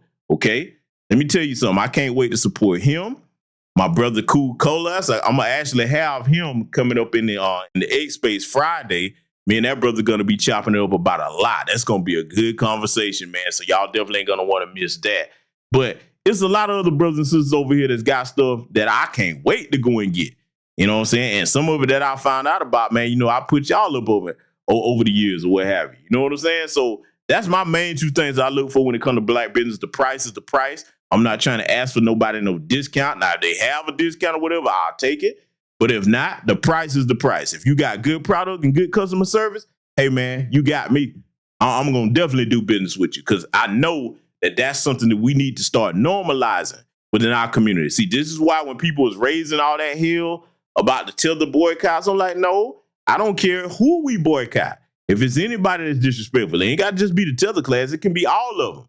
We supposed to start turning our dollars back inward towards our community because that's where they need to be. They don't stay in our community long enough. You understand? So see, while she talking about other stuff, I look at the heart of the matter. You got to have your economics together to make changes with any damn thing you want to do. Before you go to war, you got to have a war chest to operate from. And that requires economic funds, which is why, let me go ahead and make this clear before I let this continue. Oh, I'm going to get back on Umar. Trust me. I'm just waiting for all this to wrap up and see what the results are going to be. Because, see, that bastard right there, see, this is why I can't stand people like him, that you get the trust of the community and then you abuse it and do that bullshit that he did. Oh, trust me, I'm going to light him up. I'm just waiting on to see how all this is going to wrap up with him. And I'm going to come back and address that. So I'm just letting y'all know now, expect that. That's coming. We're going to let this continue right here with this exchange because we almost at the end of this first part, family. Has been incredibly effective. But you know what? It's not funded. It's not funded. And you would think that like city councils and mayors and governors would say, shit, you know what? This is going to save us so much money. Because why? Taxpayers keep having to pay for the fault of these police officers. And even though we say, well, only a certain number of people have died, that doesn't dispel the fact that a large amount, more Black people are imprisoned than any other group in this nation. And that is not by accident. Again, I started with accountability, and it just seemed like the But I disagree with you. No, I mean, I don't disagree with you. Because here's the thing: look at our media. Look at rap. Look at what we're glorifying. You're right. We're glorifying violence. See, again, this is why Amanda Seals can't represent us, because what I would have told this bastard right here, before there was hip hop, rap, or anything, white folks was killing us and lynching us. When you go back and look, there's a book that y'all should get. And this will probably be very hard to find. It's a very expensive book. I mentioned it before. I'm going to give you a disclaimer before I tell you about this particular literature here, because it's based on reality. It is not fiction, okay? Get the book Without Sanctuary, okay? Get the book Without Sanctuary. That book has vivid illustration of what they did to our ancestors. If you look at most of those pictures, when you see and wonder why most Black people were lynched in suits and ties, because they were business owners. They were either business owners or coming from church. So my point that I'm making is, it doesn't matter about how we dress, what's going on with the entertainment and music. When people hate you because you were born the wrong color, it ain't nothing you can do to change that. They'll keep moving the goalposts all over the place, and you'll be running around like a damn chicken with your head cut off, thinking that it's something that you can do to change these people's hatred of you. See, I understand it. I accept it. I don't try to negotiate with them or argue with them or plead with them or try to explain nothing to them. You cannot reason with evil. You understand? And I don't fear they motherfucking asses neither. I'm a child of the Most High. I don't fear anything down here that bleed and breathe like me. You understand? I only fear my Creator. That's the only one I fear. So they can't scare me into sounding like one of these coons, because, see, this is what they don't want to admit. Every Sambo that Amanda Seals is talking to up here, they're afraid. They're afraid. They think this is their way out. I'm going to show the white people that, see, I'm one of the good ones. I'm harmless. And what do I keep telling y'all about sellout Negroes like this? They better go back and study the Third Reich and Nazi Germany and see what happened to the Judenreich. The Jewish people that turned on their own community and helped put their people in the gas chambers and ovens. And what did the Nazis do as soon as they were done? They're like, yep, good job. You got all the quarter Jews. Now get your punk ass in there too. Yeah, that's how that's going to turn out for them. Let's let it continue. Who's we? Who's the Black community? Who controls the Black community? Who controls the distribution of these sources of media? And who takes it in? And who takes it in? Listen, if you're okay, so let me put it in this context. If I have a company, right, and you guys are my employees, and I determine what you get to eat every day, that's also going to determine how you exist in this company, right? Like if you come to work and I say the only thing you can eat is processed foods and fried foods, and you're not going to get to have the best vegetables, etc. What's that going to affect? Your health. That's going to affect your ability to operate, etc.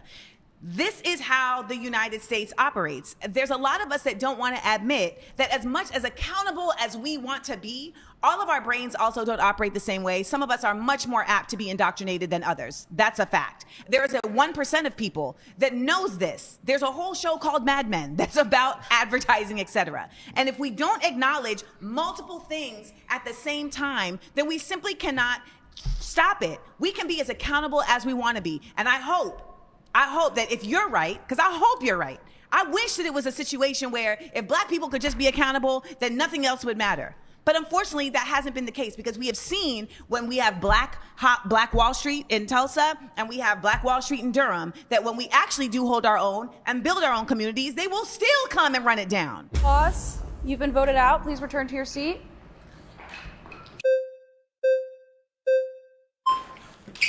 Oh my God. Joshua. Hello, Joshua. Yeah. So I have two claims I want to settle. So I'm originally from New Orleans, right? And I've seen black on black crime my whole life, right? Yes. I don't believe it have nothing to deal with the police. It's more with the community, because there's a lot of pride that's in that city, where to the point where this person can't tell me nothing, I'm gonna kill him, I'm gonna take him out. Yeah. It's that simple in New Orleans. Yeah. Now in Cali, it's probably the same way, but I feel like every state is different. You probably the way how your belief is might be right? But in New Orleans, it's a little different. Also, my second claim is this: we proclaim so much about Black Lives Matter, but when it comes down to a white person killing a black person, it's a big deal. It just don't make no sense. Oh, let me deal with that talking point right there. Oh boy, we done heard that one before, haven't we, family?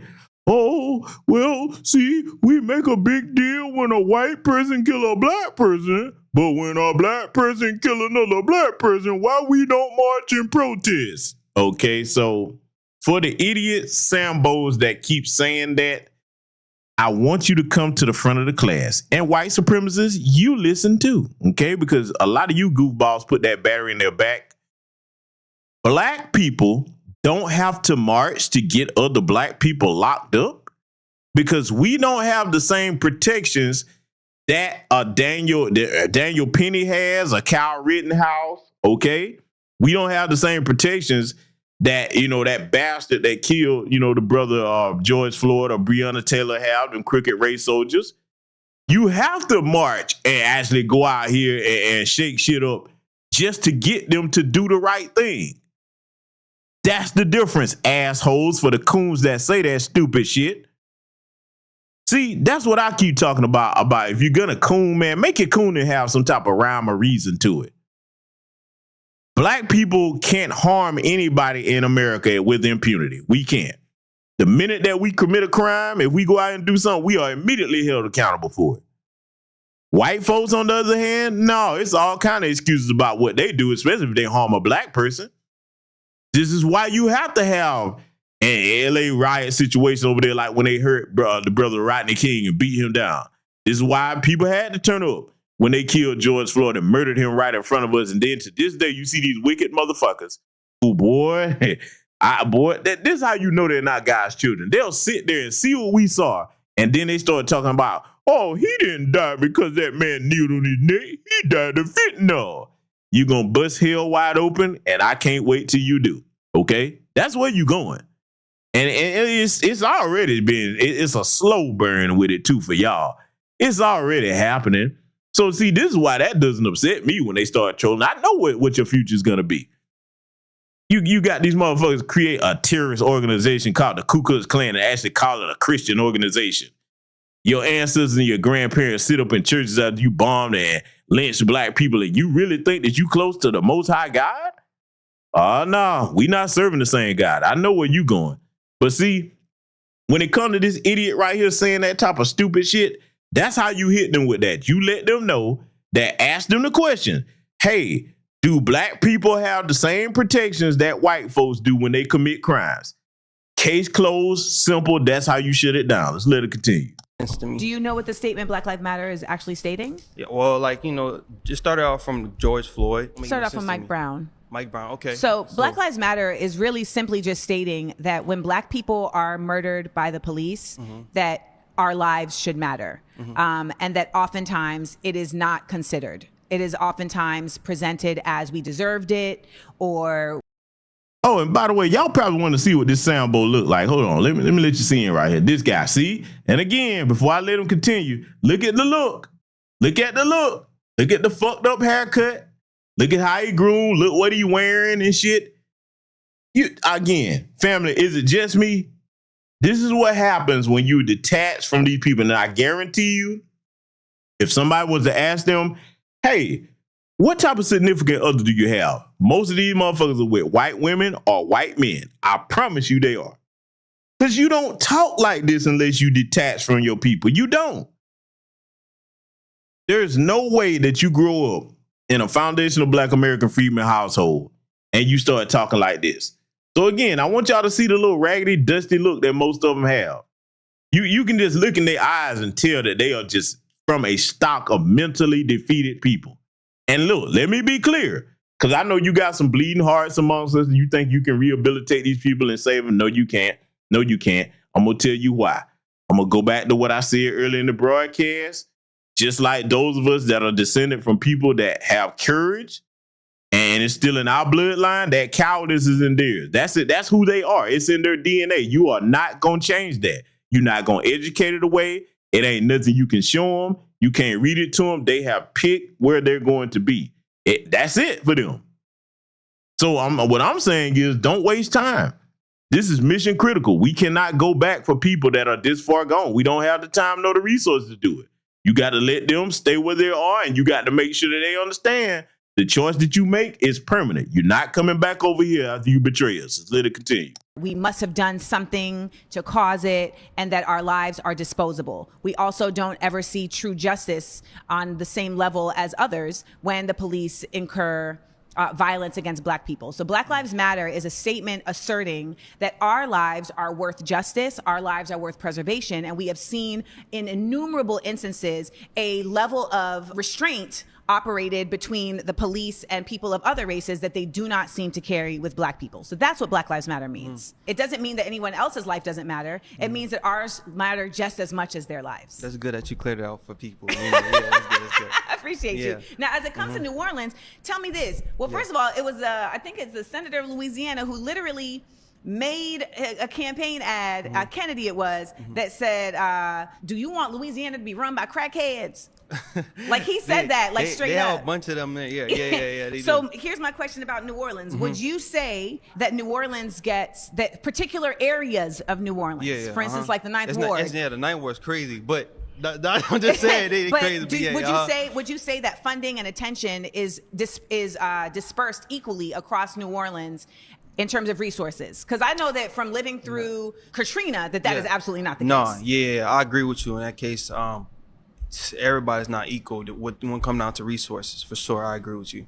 Here's the thing I want to just impart is that I think that we have a very distorted version of what resiliency and what restorative practice is, because we live in a time where we're seeing so many things happen so fast. So like we've seen technology like advance so fast, right? Like we have seen just our lives shift so fast that I think that we forget that as humans, our ability to recalibrate, to heal from trauma is simply not the same as the things that we are watching in technology. And so we cannot just casually think that people just get over things.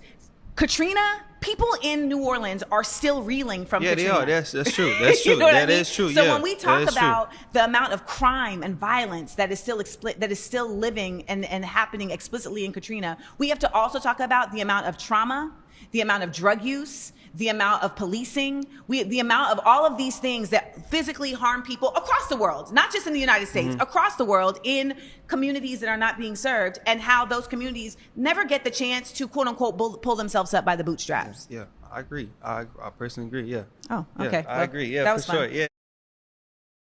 Okay, so now you heard what Silly Seals was telling the little dude right there. And look, I agree with what she's saying there. Here's the problem. Let me tell you where you know she's full of shit, and this is where she's going to prove that she's still a Democrat shill. Remember what I told y'all years ago as we get ready to close here about Democratic politicians like Beto O'Rourke? You remember him when he was running for office? Where they'll sit in front of Black people and they'll recite everything that we've been through as if we don't live it.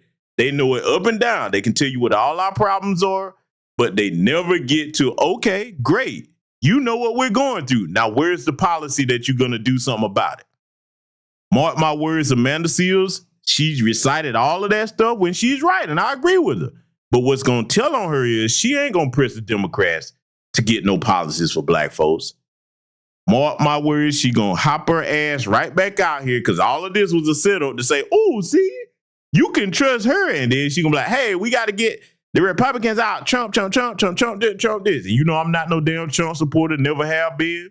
Okay? I'm not liberal nor conservative, not Democrat nor Republican. But mark my words, they're going to have her come back out and start trying to herd people to help the Democrats come to midterms. That's all this shit was for. We letting you know we see you in advance, Democrats. This shit won't work. So with that said, ladies and gentlemen, salute to everybody that contributed to the broadcast. Again, we are over 12,000 strong and rising. I guess y'all coming over here because y'all appreciate the way I lay it down. I promise you this is how you're going to always get it. It's going to be no sugarcoating. Again, you have to check the channel for when I put up live broadcasts on the community tab. If you follow me on X, I post over there when I'm going live as well. And just know that, hey, look, you trust me to give you any information on things, you're going to get it just like you heard it here tonight. Like I said, we're going to have 2 more parts of this coming up. Like I said, I'm spreading it out. I ain't going to sit there and try to bore y'all to death and make y'all suffer through that whole damn thing like that. Nah, we not doing it. Okay? So again, fam, I want you to take care of yourselves. Stay on code. Remember, we are great and mighty people when we are focused. Black first, salute, and I will see you all in future content.